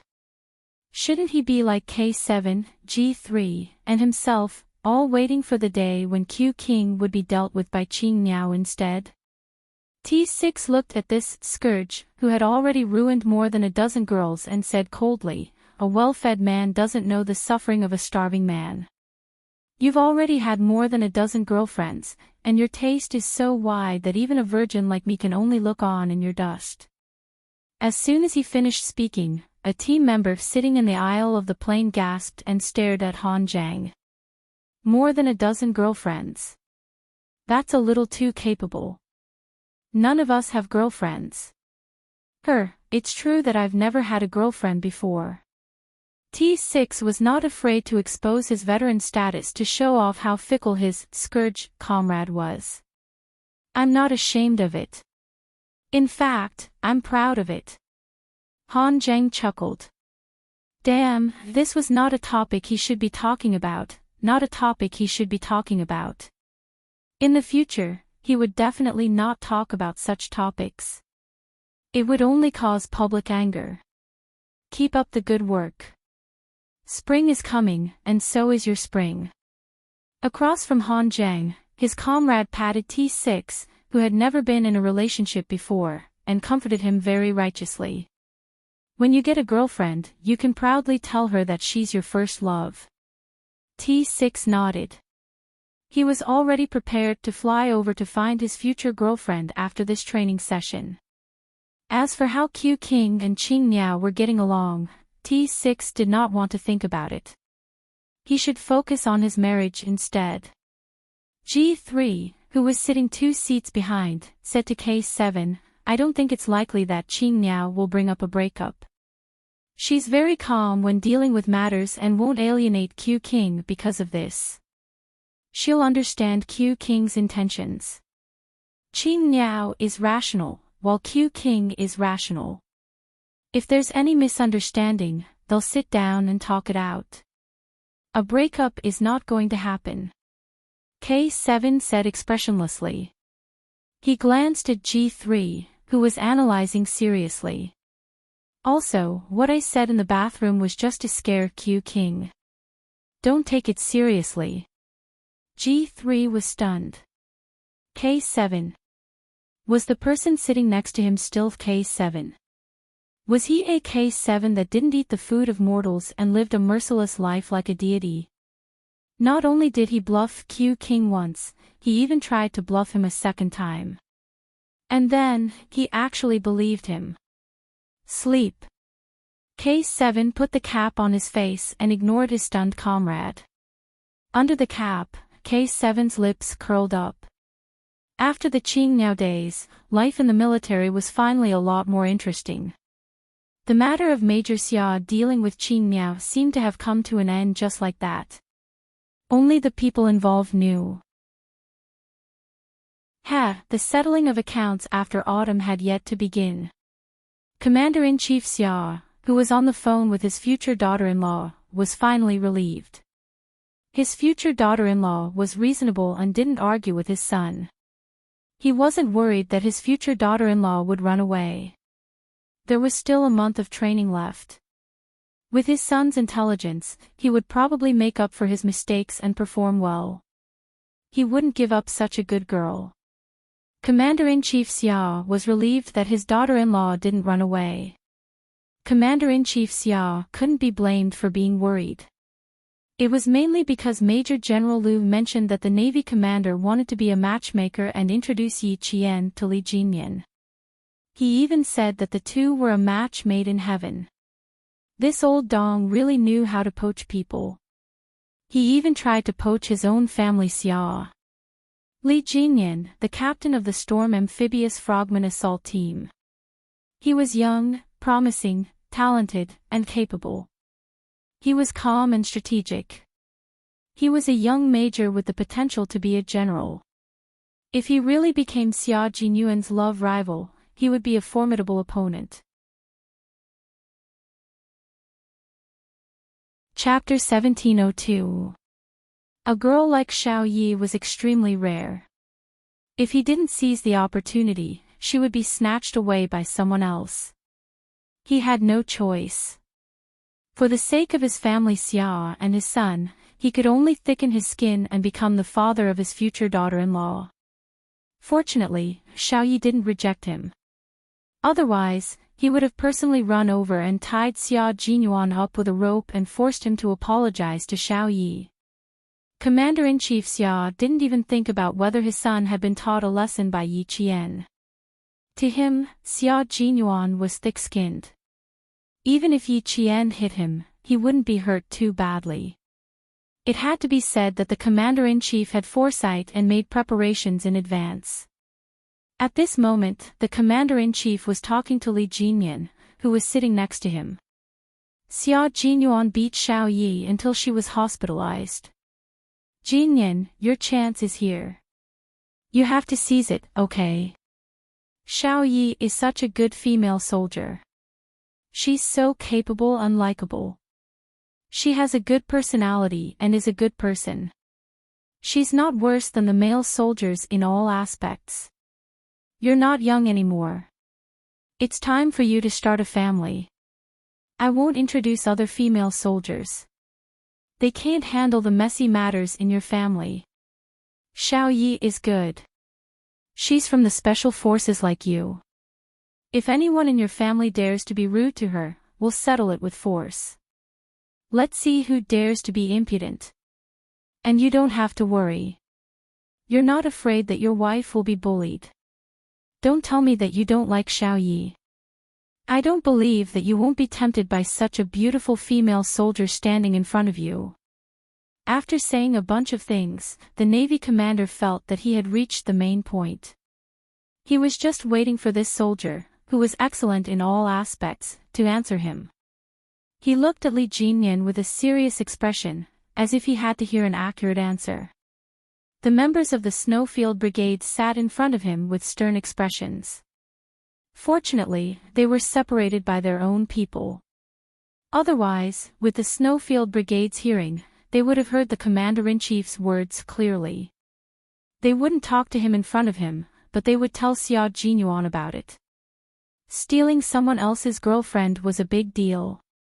Xia Jinyuan regarded Li Jinyan as his brother, a brother who would risk his life for him. For the sake of his brother, he would not do such a thing. Another important reason was that he really admired Yi Qian.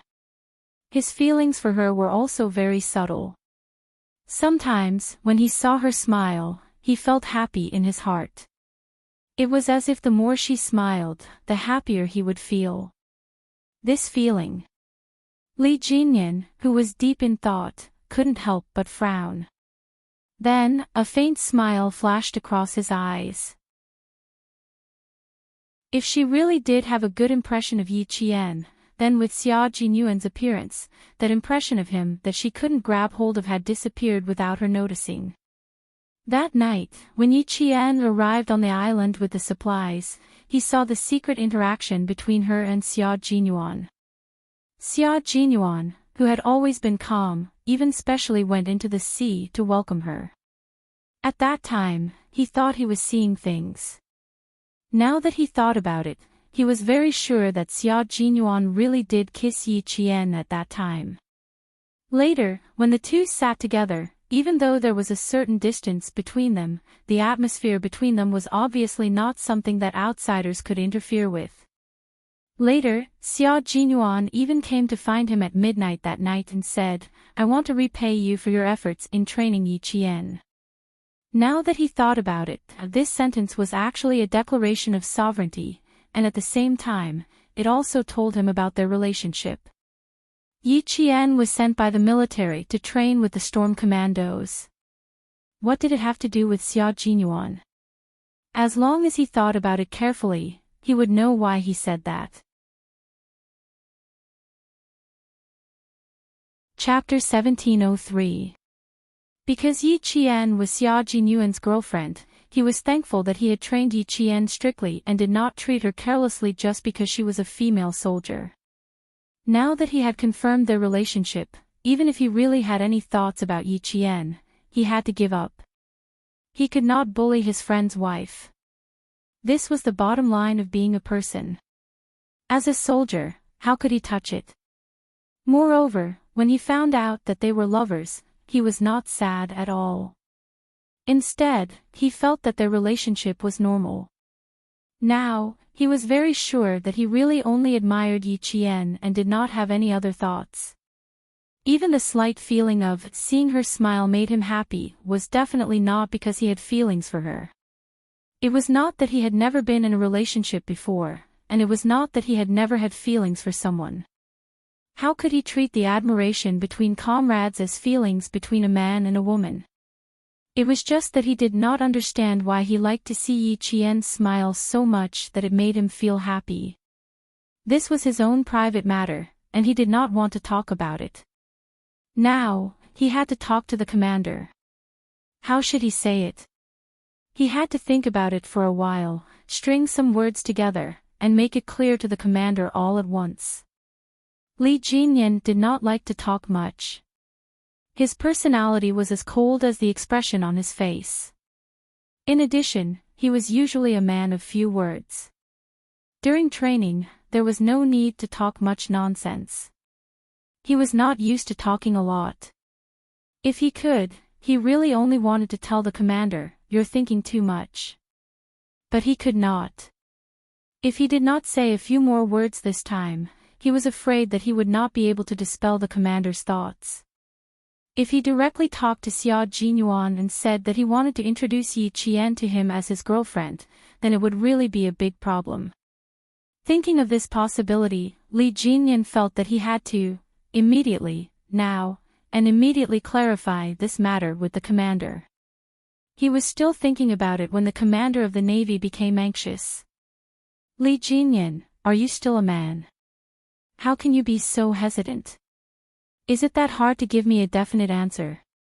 Or are you too embarrassed to tell me? Do you want to be alone?" The cabin was very quiet. The Navy commander raised his voice slightly, and the comrades of the Storm Commandos in the front rows could hear him clearly. They were all shocked by the commander's words. "Li Jinyan, are you still a man?"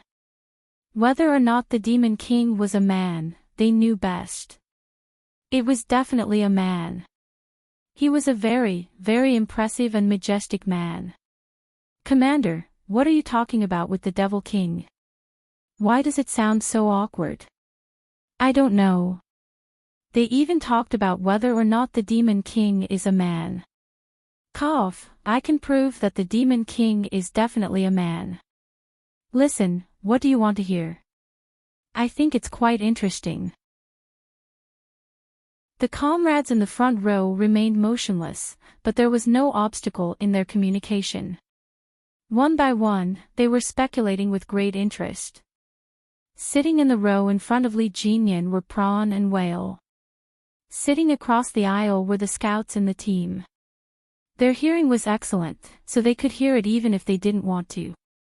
Only the three of them knew what the commander and the Demon King were talking about. Pursuing Qing Niao Yi Qian was something that they would definitely support. The two of them cooperated well in battle. It was not at all obvious that this was their first battle. The two of them stood together very well.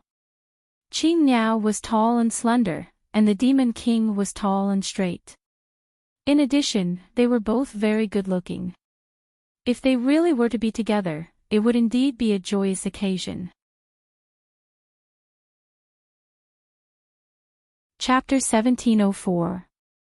Li Jinyan, who was prepared to give a long speech, first swept his gaze over the scouts sitting side by side.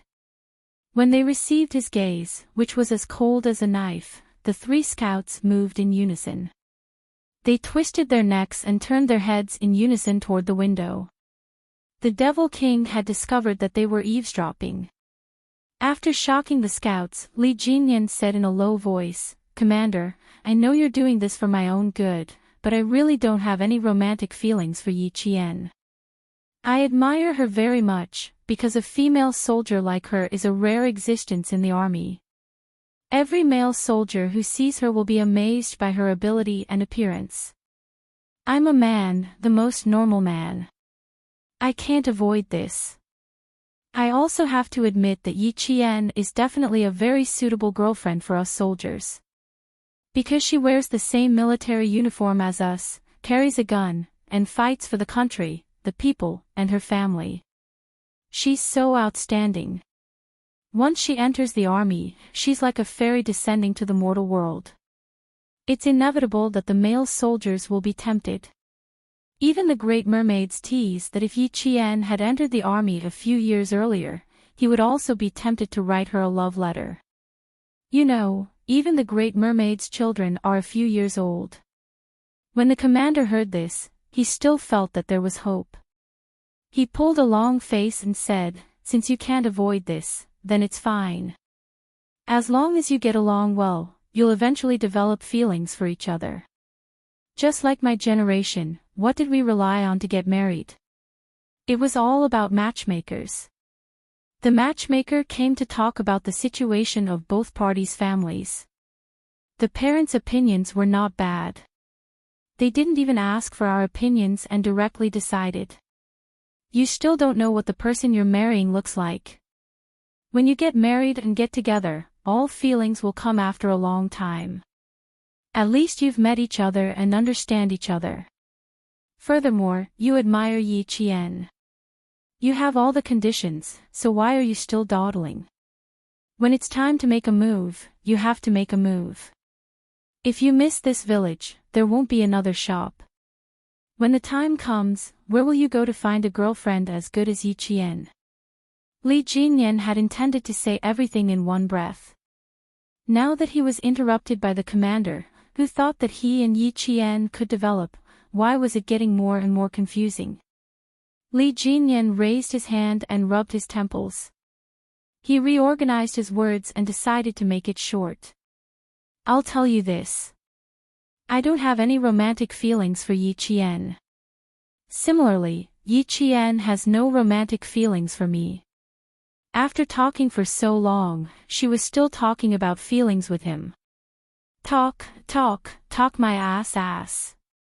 If he didn't have feelings for her now, wouldn't he have feelings for her after they got married? Why didn't he understand what he meant? The Marine commander only felt that his heart was suffocating. "I told you to pursue her first, and then slowly cultivate your feelings. Did you not understand, or are you deliberately playing dumb with me?"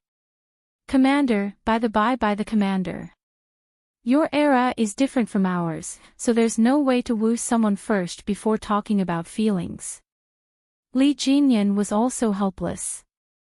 He had clearly told the commander that he had no romantic feelings for Yi Qian.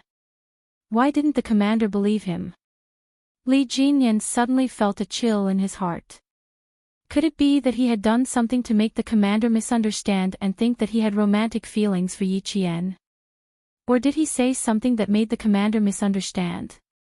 If he did, wouldn't Xia Jinyuan also misunderstand? He quickly went through everything in his mind, recalling some of the things that he and Yi Jian needed to talk about during their training. After going through everything, Li Jinyan was very sure that he really didn't do anything that would cause a misunderstanding, nor did he say anything that would cause a misunderstanding. Chapter 1705. After confirming that he had not done or said anything that could be misunderstood, Li Jinyan lowered his voice and said, "Commander, Yi Qian and I can be comrades in arms, but friends can't be lovers. Are you trying to make me so angry that I want to jump off the plane?" When the Navy commander thought about how the two of them looked so compatible, and how Yi Qian was able to deal with the Li family, he wanted to set them up even more. "Why can't you two be lovers? Don't tell me you don't like Yi Qian." Li Jinyan sneered. "Commander, why don't you think about it? Maybe Yi Qian doesn't like me. There are millions of men in the world, and there are many who are better than me. She has the ability and education. She can definitely find a better boyfriend. What do I have? I don't have anything right now. Why would she want me? Commander, you can't just ask me to pursue her. You have to get Yi Qian's approval. Moreover, I really only admire her. It has nothing to do with romance. I don't have the time to talk about romance either. You've already made a military pledge to the military to train our storm commandos into the strongest naval special forces. We'll be able to compete with the naval special forces of the Western countries. You also gave me an order to hold me accountable if we don't achieve results. Commander, the important task now is not to find a girlfriend, but to lead our team to become a Marine Special Forces team that can reassure the country." This time, Li Jinyan finished speaking in one breath and did not give the Navy commander a chance to interrupt. "Stop thinking about it and don't mention it again. It's impossible for Yi Qian and I to be together. There's no chance." He could not tell the Navy commander that Yi Qian already had Xia Jinyuan by his side. It was obvious that their relationship was still confidential. Even if he knew, he could not casually say it out loud. He could only tell his Navy commander this. The Navy commander frowned at his resolute and unnegotiable tone. He looked at him with sharp and dignified eyes. "You really don't want to pursue Yi Qian? Really? If there's a girl I like one day, I'll definitely make a move and I'll definitely tell you." Please don't tell me. I only admire female soldiers like Yi Qian." The Navy commander waved his hand disheartenedly. He instantly lost interest in the personal feelings of his beloved general. After a slight pause, he said, "I just wanted to keep Yi Qian in our Navy openly. In the end, you didn't want to do it, so there was one less possibility. By the way, did you ask her? Have you considered staying? She clearly told me that her goal was to enter the Snowfield Brigade. She only wanted to be a member of the Army Special Forces. She didn't consider the Navy." Li Jinyan didn't hide it anymore. Since the commander asked, he would answer truthfully. It was better than thinking about it. He didn't want to have any misunderstandings with Xia Jinyuan. Now that everyone was at peace, he wanted to make things clear in advance that might hurt each other's feelings. He wanted to get rid of any bad things that might happen between them. No misunderstandings, no indifference, and in the future, they would still be comrades who could put their lives in each other's hands. The Navy commander sighed repeatedly. This wouldn't work, and that wouldn't work. There really wasn't a single possibility. Old Yang, I really admire you. I really admire you." Seeing this, Li Jinyan changed the topic. "Next up is the desert training and altitude training. Commander, I'm worried that the members will suffer from altitude sickness. I plan to prepare more altitude-red medicine. We also need to carry oxygen tanks with us, just in case." Chapter 1706. When it came to training, the Navy commander no longer cared about the things that made him feel regretful. Instead, he discussed with Li Jinyan the detailed arrangements for the upcoming training. Xia Jinyuan, who was accompanying Yi Qian, was also making detailed arrangements. Training in the desert was actually more dangerous than training in the high altitude. The biggest problem was the scarcity of the source of life, water. As for the lack of a compass, Xia Jinyuan didn't think it was a big deal. There wasn't much water, and the only food that filled the stomach was a few packets of pickled vegetables, some compressed biscuits, and some red pepper. There was already a serious shortage of water, and the supplies that were given actually had to be swallowed by large gulps of water. Needless to say, this was a deliberate arrangement by the military. Cold, heat, thirst, these were all necessary training for a special forces soldier. Xia Jinyuan had no objections to this, and he had no right to raise any objections. In the quiet ward, there was no other noise except for the occasional sound of paper being flipped. Yi Qian was still sleeping. She had been overloaded with training during this period, and after 5 consecutive days of competition, Yi Qian was on her period. Even though she had good physical strength, her body was still in a state of fatigue. She needed to recover her energy in order to better participate in the upcoming training. She slept from noon until 5 in the afternoon. When she woke up, the sky was already dark and night had begun to fall. Yi Qian, who opened her eyes, didn't disturb Xia Jinyuan, who was working. He was so focused that he didn't notice that she had woken up. He kept his head down and held a pen to write and draw on a piece of paper. He was making careful and detailed arrangements for the upcoming training, including the route of every place, the campsite, the tasks to be completed every day, the distance to be traveled, what to pay attention to, and so on. All of these needed to be arranged and deployed in advance. This was the responsibility of a commander. The entire team was under his control, and the team members listened to him and obeyed him. Then, as the commander, he had to shoulder the responsibility of the entire person. There could not be the slightest mishap. Modern warfare had already begun. From the era of cold weapons to the era of information technology, war had also become a science. It required scientific operations, reasonable arrangements, and strict organizational procedures and operational mechanisms. As the core of the Snowfield Brigade, Xia Jinyuan had put in much more effort than any other member. Although Yi Qian hadn't officially joined the Snowfield Brigade, she knew how hard Xia Jinyuan worked. He was always at the most dangerous places, always at the forefront of the most difficult and tiring tasks, advancing and retreating with his comrades. He didn't have any special treatment because he was the captain. She was fascinated by this serious and responsible Xia Jinyuan. Perhaps he had encountered some difficulties, his originally handsome face suddenly, his side profile, which made him look even more like a soldier's dignified. The heater was turned on in the ward. He had taken off his combat uniform jacket and was only wearing a close-fitting long-sleeved shirt. The hem of his shirt was tucked into his waist pants, and the tight leather belt outlined his beautiful and sexy waist. From her side profile, she could see the beautiful texture of his strong chest muscles. Just by looking at them, she felt that it must be very safe to lean on such a chest. Yi Qian, whose face was a little hot, couldn't help but let his imagination run wild. He quickly looked away and sideways to look out the window. It was unknown when it started to snow outside the window. The heavy snowflakes were like goose feathers.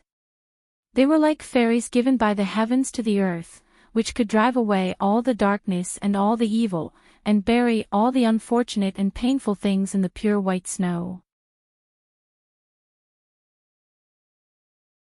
Chapter 1707. It was such a quiet ward. It was so quiet that both her body and mind were completely relaxed. Her mind was empty of all distractions, and her mood was tranquil and distant, far away from all her worries. Yi Qian, who was smiling, did not see the man, who was working seriously, look up. His deep, dark eyes were filled with a gentleness that could make one sink into it. He gazed deeply at her, pressed his lips together, and then lowered his head to continue with his work. Snowflakes fluttered outside the window, but the ward was as warm as spring. One of them was sitting, and the other was lying down. Neither of them disturbed the other, but they were both thinking about each other. They enjoyed the tranquility of the winter and spent the rare time alone together. Time ticked by. Yi Qian, whose neck was a little sore from twisting, once again looked at the man who was still working seriously with his head lowered. She saw that the corners of his mouth, which had been pressed tightly, had lifted, revealing a naturally elegant smile. His smile was so infectious that even Yi Qian could not help but cover her mouth and laugh. The man holding the pen suddenly smiled and sighed. He turned his head and caught Yi Qian's gaze. He raised his slender eyebrows slightly and revealed a dangerous yet elegant smile that Yi Qian could not be more familiar with. "Little fox, I can't concentrate on my work when you look at me like that. It seems that my appearance has won the favor of the little fox. She's mesmerized by it for a while, then mesmerized by it for a while. How is it? Are you satisfied?" Yi Qian, who was caught red-handed, did not feel awkward. He imitated him and raised his eyebrows, nodded, and answered seriously, "Not bad. You're handsome enough. Most importantly, you have a classy aura. You're a feast for the eyes. Being handsome on the outside is one of my strengths. I'm also very handsome on the inside, but you'll have to dig deeper to discover that." The thick-skinned major accepted the compliment without hesitation. He did not forget to add a few more layers of gold. "Handsome on the outside and handsome on the inside. Are you satisfied with a boyfriend like me?" His mouth was full of nonsense. He could go as far as the sky. But it was also very interesting. Yi Qian liked this kind of lively, and intimate conversation very much. Only in this way did he feel that his life was so fresh and full of inexhaustible vitality. After her fever subsided, Yi Qian's pink lips curled into a smile. Her bright eyes sparkled like spring water as she looked at the young major who was just as happy as she was. Yi Qian said, "I'm quite satisfied for now, but I've neglected my duties from time to time. It's okay, boyfriends all need to be trained slowly. I'll train Major to be the person I like. That would be my pleasure." Xia Jinyuan was a male chauvinist, but not the kind of feudal male chauvinist who had to respect her husband. Rather than saying that she had trained him, it was more appropriate to say that he had willingly changed himself for her. It was a joyous thing to change oneself for the people one loved. Seeing this, Yi Qian hugged his quilt and laughed even more happily. Her sparkling eyes sparkled like a sly fox, which made Xia Jinyuan feel that even her hair was so cute. She didn't have the guts to train a major. She was so happy that her eyes curved into crescents. Xia Jinyuan felt as sweet as honey in his heart. He raised his hand to look at his watch and couldn't help but frown. It's already so late. He hurriedly tidied up the papers and notebooks on his feet and said to Yi Qian, "You must be hungry. I'll go to the cafeteria to get some barley porridge, longan, and red date porridge. The doctor told me that you can only have porridge today. I'll add more rice, oil, and salt tomorrow."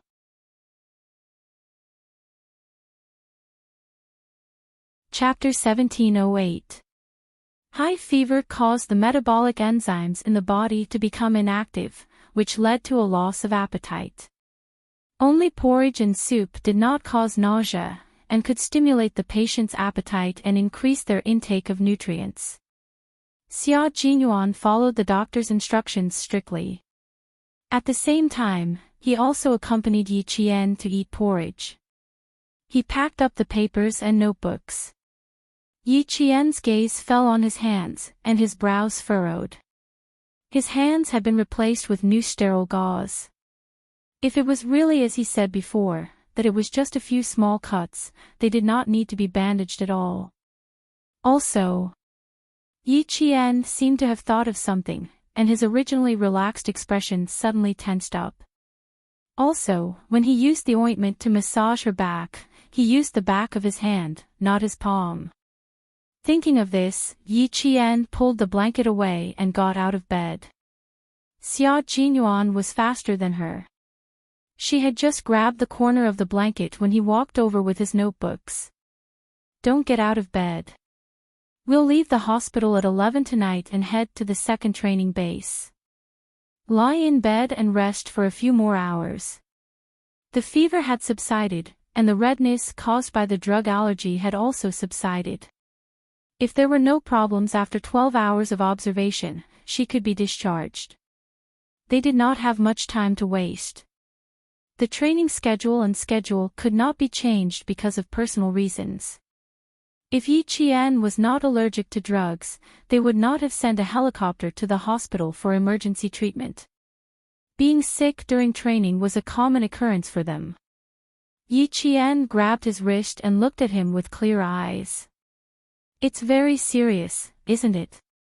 A little. I didn't wear combat gloves when I was climbing the helicopter ladder, so I got abrasions from the rope. Looking at her expression, Xia Jinyuan knew that he could not continue to hide the truth, so he told her how he got injured. Yi Qian was relieved when he told her the truth. It's very hot to train in the desert. You need to treat it as soon as possible to prevent it from festering. Don't worry. Lie in bed obediently. I'll go to the cafeteria. He lowered his head and kissed the tip of her nose gently. I'll be back soon. Take these notes with you. I'll get the doctor to take a look. Put the notes under your pillow. All the training materials were classified as military secrets, and all the itineraries were classified as military secrets. Apart from the relevant personnel, no one else was allowed to read them. Yi Qian counted a total of 16 sheets of paper. There were diagrams, notes, and detailed deployments. There were also 2 notebooks and a map of the desert. With a rough idea in mind, he hid all the information under his pillow. Seeing this, the smile on Xia Jinyuan's handsome face deepened. She had always been very meticulous, and it was very reassuring to let her handle things. After Xia Jinyuan left the ward, Yi Qian, who was wearing a blue and white striped hospital gown, immediately got up from the bed and took out his military backpack from under the bed. He untied the rope and took out his combat clothes. If she were to leave at 11 o'clock at night, she would have to pack up and leave at around 10 o'clock. However, she liked to prepare in advance, so she could pack up now. The doctor who came in with 2 nurses saw that the patient who was supposed to be lying on the bed was wearing the same uniform as the male soldiers. She stood by the bed as straight as a pine tree, looking valiant and spirited. It was impossible to tell that she was still sick.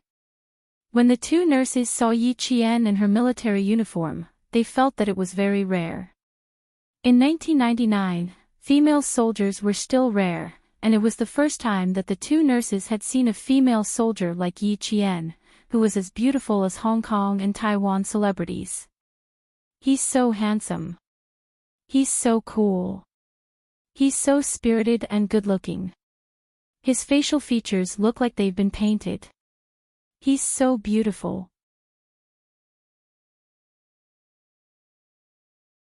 Chapter 1709. The 2 nurses covered their noses as they whispered to each other. They looked at Yi Qian with starry eyes. The more they looked at him, the more excited they became. Their faces were flushed. The doctor turned his head and signaled the nurses to be more reserved with his eyes. He then said to Yi Qian, "Are you ready to be discharged?" "No, you still have 4 hours of observation. You can only be discharged after 4 hours." "Thank you, doctor. I'm just tidying up. I feel much better after a day of sleep." I don't feel as heavy as before. My body feels very light. Yi Qian sat by the bedside and said to the doctor who was listening to his heartbeat, I want to ask if I'll be allergic to fever medicine in the future. In her previous life, she had been in medical school for a long time. She was on par with medical students in her specialization courses, so she more or less knew about drug allergies. Usually, if a person was allergic to drugs, the body's reaction to the allergic substance would not change. Once the body was allergic to the substance, it would stay with the body for life. But she found it unbelievable that he was allergic to fever medicine. After a simple examination and seeing that the rash on his body had subsided, the doctor couldn't help but smile.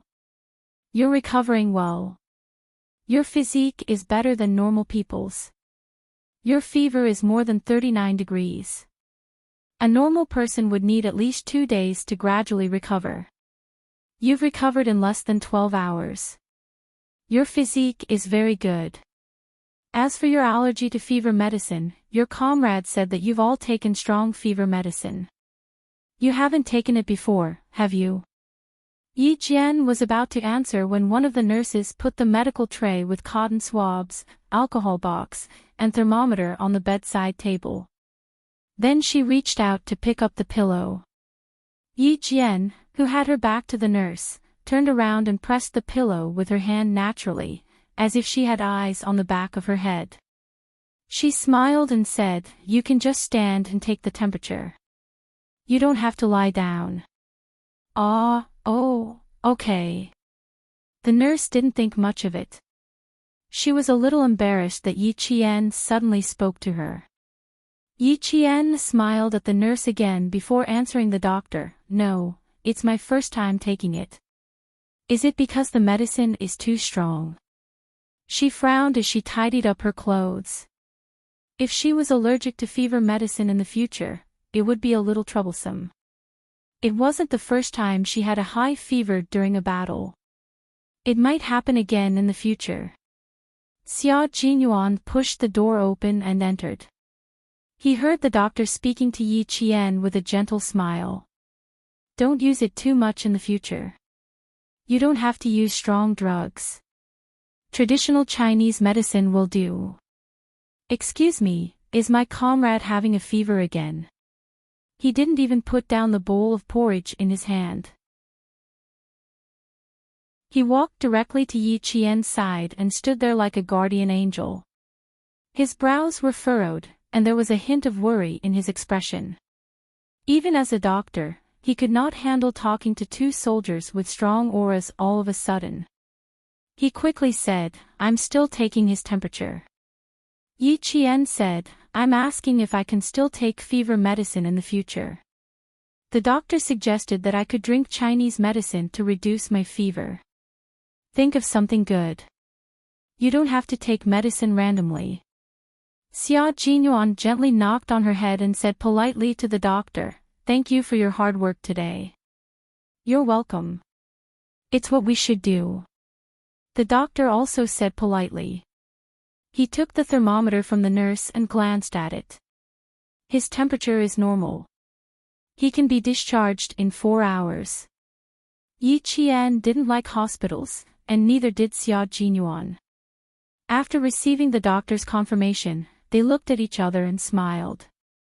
Even if they couldn't be discharged tonight, they would still be discharged.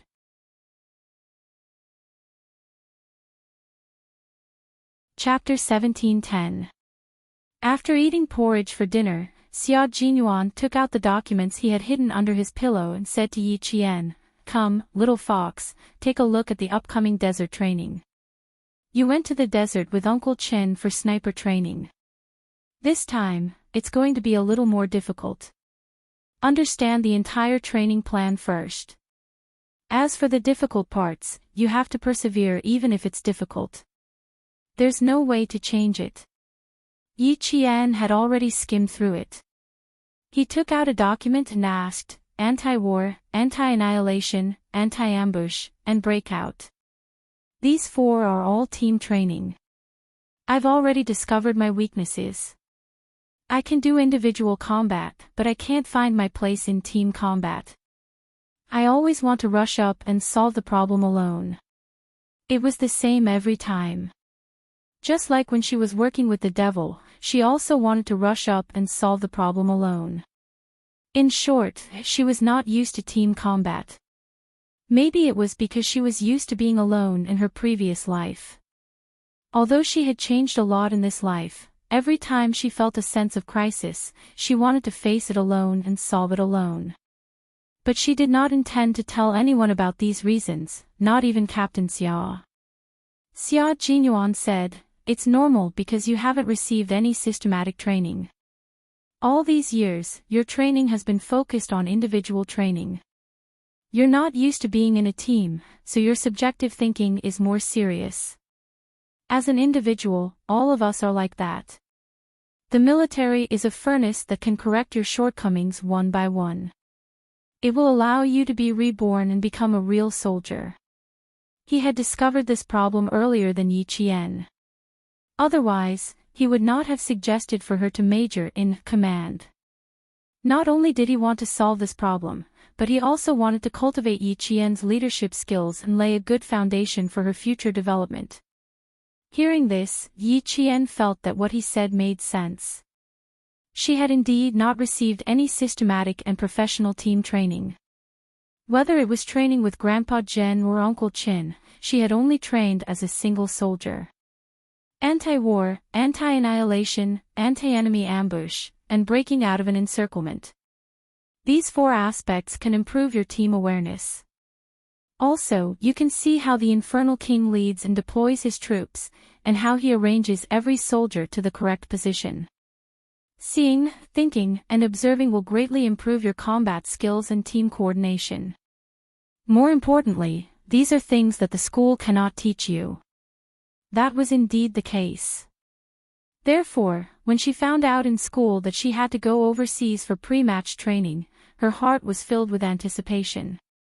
The desert we're entering this time requires us to pass through the border, and there's also the Gobi Desert combat training. We'll have to cross a total of 8 provinces. Once we enter the border, we'll start moving. We'll walk and train along the way. You should pay attention to your body and report back if there's anything wrong. Once they entered the desert, they couldn't let anything happen to their bodies. If something did happen, it would be quite troublesome.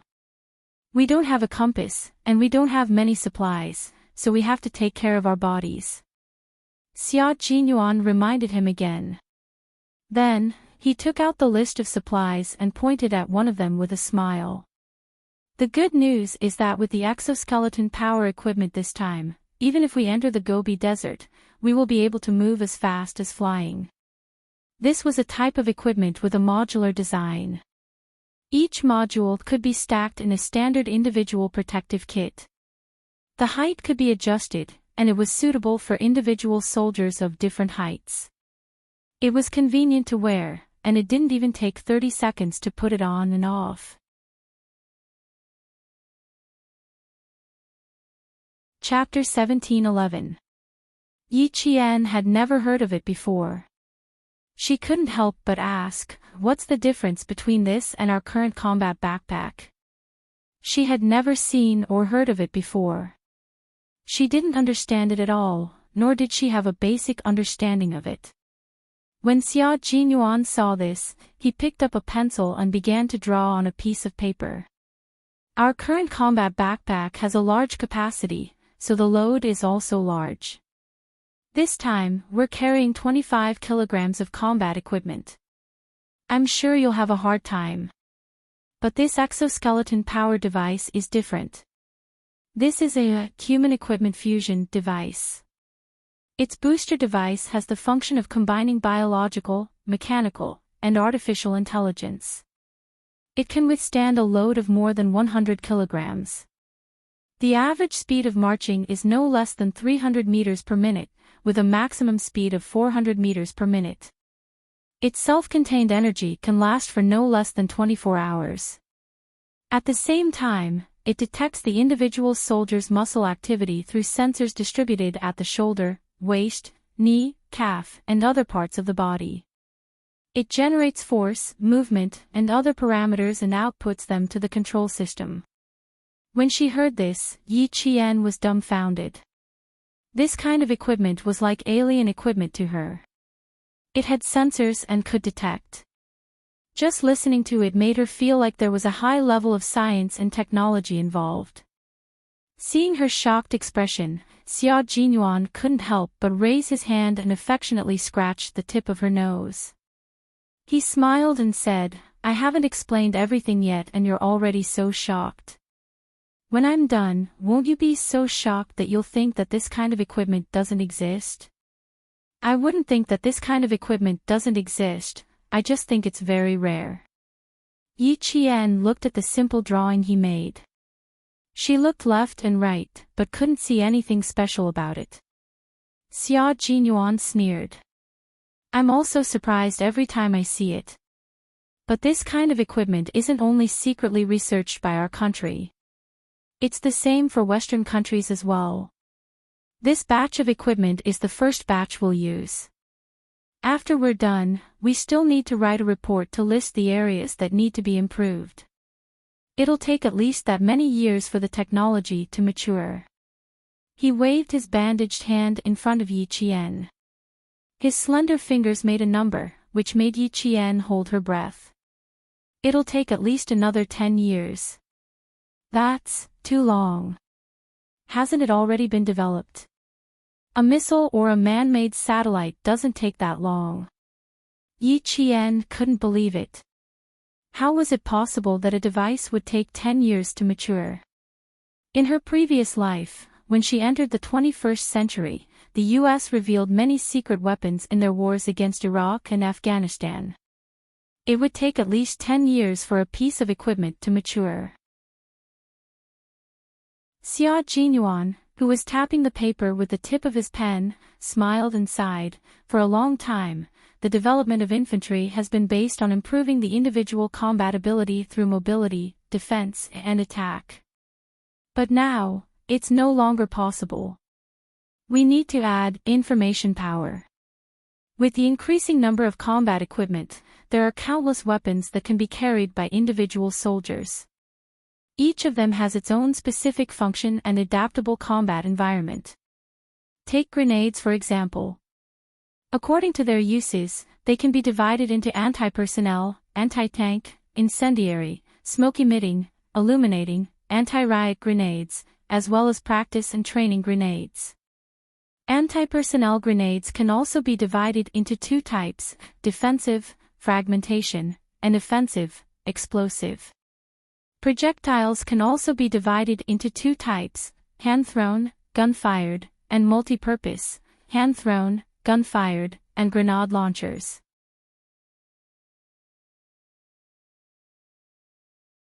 Chapter 17:12. All of these will need to be used once we enter a large-scale battle. How to make it easier for the infantrymen to carry them has always been the main research direction that the equipment experts have been working on. Think about it.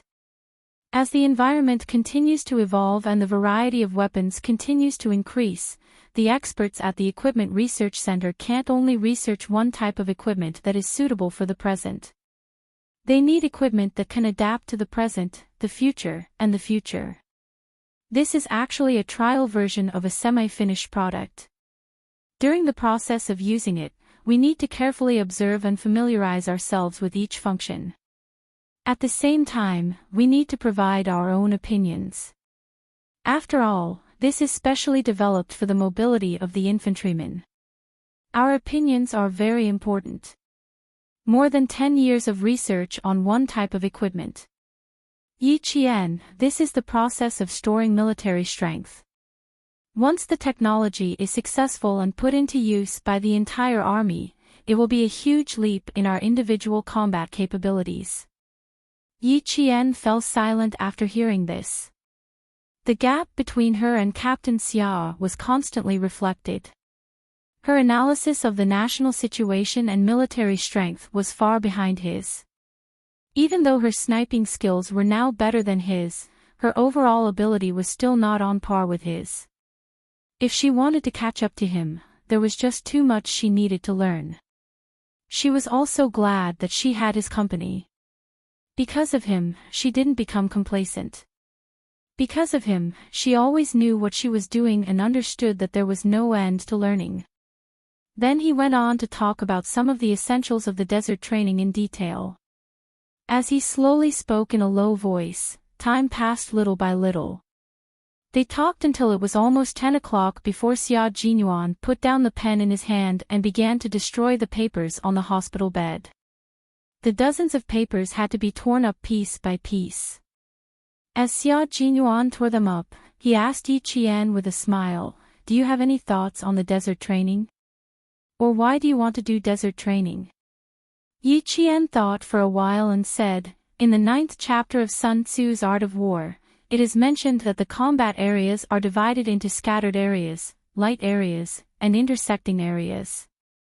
It is believed that the army can only effectively carry out combat operations if they master the combat methods in different environments.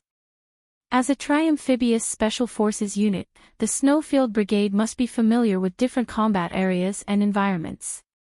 When we were rescuing Case 7, I noticed that everyone was very familiar with the terrain of the highlands. Although there were people leading the way, you were the one who suggested the direction to go a few times. The right time, the right place, and the right people are indispensable. Without any of them, we will lose without a doubt."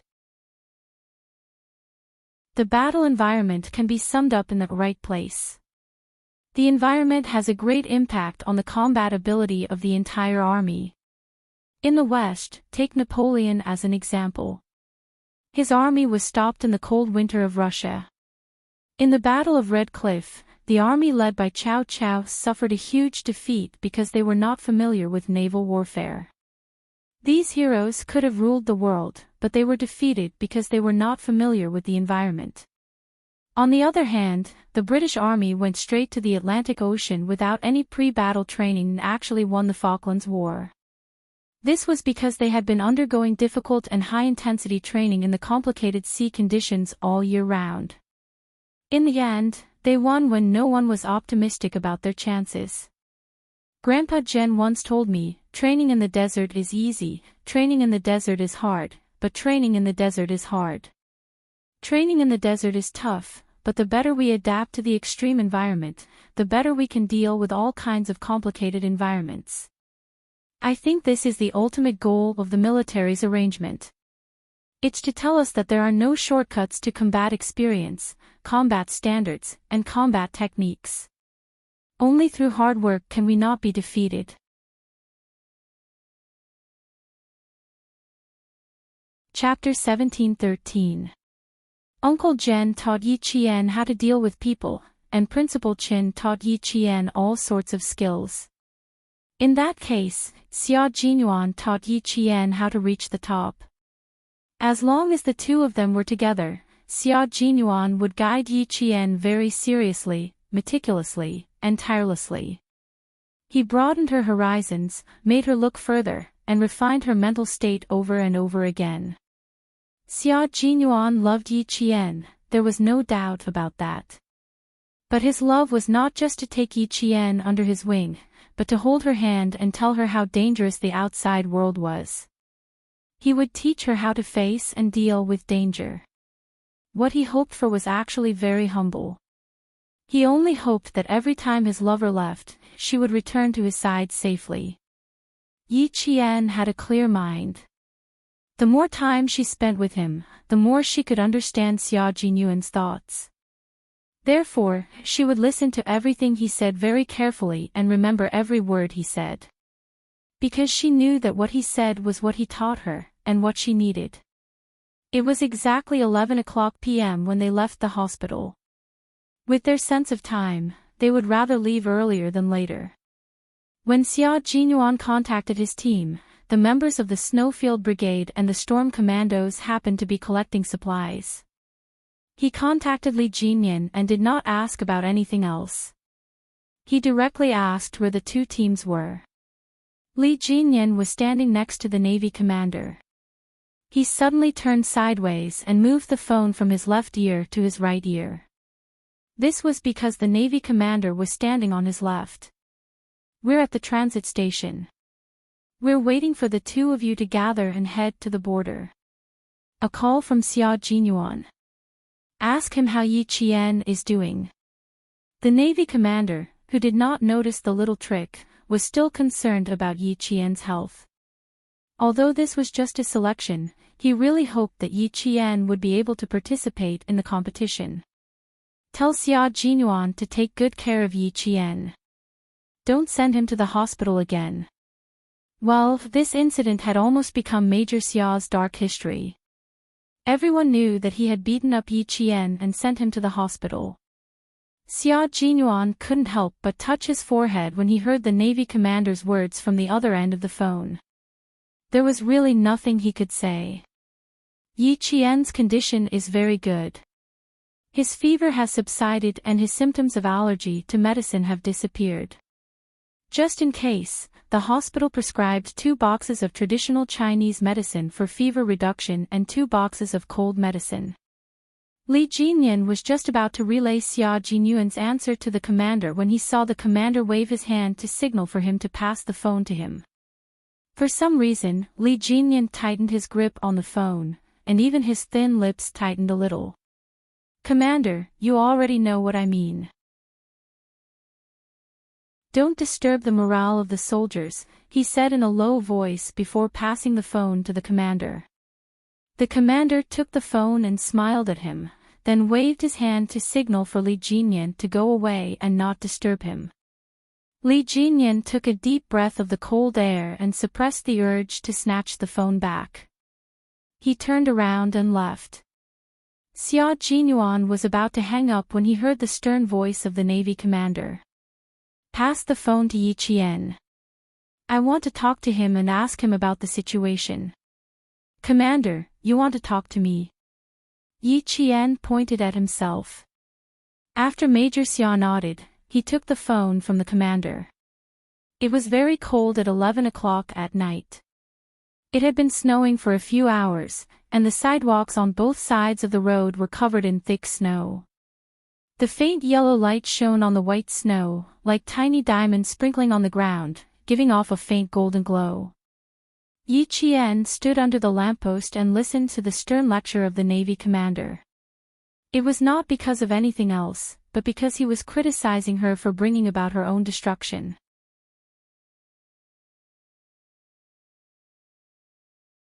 Chapter 17:14. The nature of this matter is extremely serious. If you are officially enlisted, the punishment that awaits you is not just a day in the hospital. You will definitely be trained for 10 days to half a month. Let's see if you still dare to act so recklessly. Yi Qian did not say anything unnecessary. This was also the first time she had received such severe criticism. After the commander finished speaking, Yi Qian replied seriously, "Don't worry, I will never make the same mistake again. One mistake, one lesson, is enough for me to remember." "That's good. You are still young, and the youngest of the 2 teams. It's good that you can learn from your mistakes and realize the seriousness of your mistakes. I hope that you can remember and remind yourself at all times." After the commander of the Navy finished speaking, he asked again, "When we arrive at the border, Major General Yang and I would like to see how you complete your shooting. Prepare yourself and give them a lesson when the time comes." Yi Qian naturally did not have a problem. The one who had a problem was Xia Jinyuan. He took the phone from Yi Qian and looked at his picturesque face under the light in the snow. He sighed and said, "Dark history, a dark history that can never be erased. When our relationship is made public in the future, I'm afraid that I will become the target of everyone's crusade. I beat up my own girlfriend until she was hospitalized. I am the only one in the 2 teams." His elegant and handsome face had a hint of hidden bitterness. His expression was synchronized with his tone. When he spoke, he even deliberately lowered his voice. He was a bit like a large abandoned dog, so pitiful that one wanted to pat his head and take him home with a soft heart. Yi Qian smiled until his eyebrows curved like the crescent moon. Captain Xia, when the time comes, I don't have to settle the score. I think my comrades and Father Xia will stand up for me. Father. Father Xia. The Father Xia you are talking about can't be my old man Xia, right? Major Xia asked with trepidation. He had a bad premonition and the surging waves of the Qiantang River made his heart tremble. Other than that, there shouldn't be another Father Xia. Yi Qian stood on his tiptoes and gently patted the large dog's shoulder. He smiled and said, yes, the commander-in-chief said that it was too polite for me to call him commander. It would be more intimate if I called him father. He also said that I am his biological daughter and that Captain Xia was adopted by him. If you treat me badly in the future, I will teach you a lesson. Don't be polite. Yi Qian didn't say the words, I'll teach him a lesson in the future. She was afraid that Captain Xiao's heart would not be able to take it. When did his girlfriend become father and daughter with his father? As her boyfriend, he actually didn't know at all. He said a lot. At least 10 minutes. Yi Qian pretended not to notice the dangerous glint in his eyes. Under his gentle gaze, he continued to smile and said, but I can't tell you. Major Xia was speechless. His little fox was getting more and more difficult to fool. She was getting more and more cunning. As a boyfriend, he felt more and more pressure. The north wind whistled past. The two figures standing in the snow were so mighty and tall. The atmosphere between them was so warm.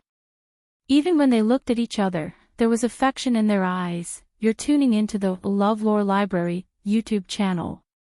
We're so grateful for your support and don't forget to subscribe to join us on this incredible journey through captivating stories. Your generosity through donations truly makes a world of difference, as it's the primary source of revenue that allows me to expand and enhance this channel for you. Thank you from the bottom of my heart for being a part of this adventure.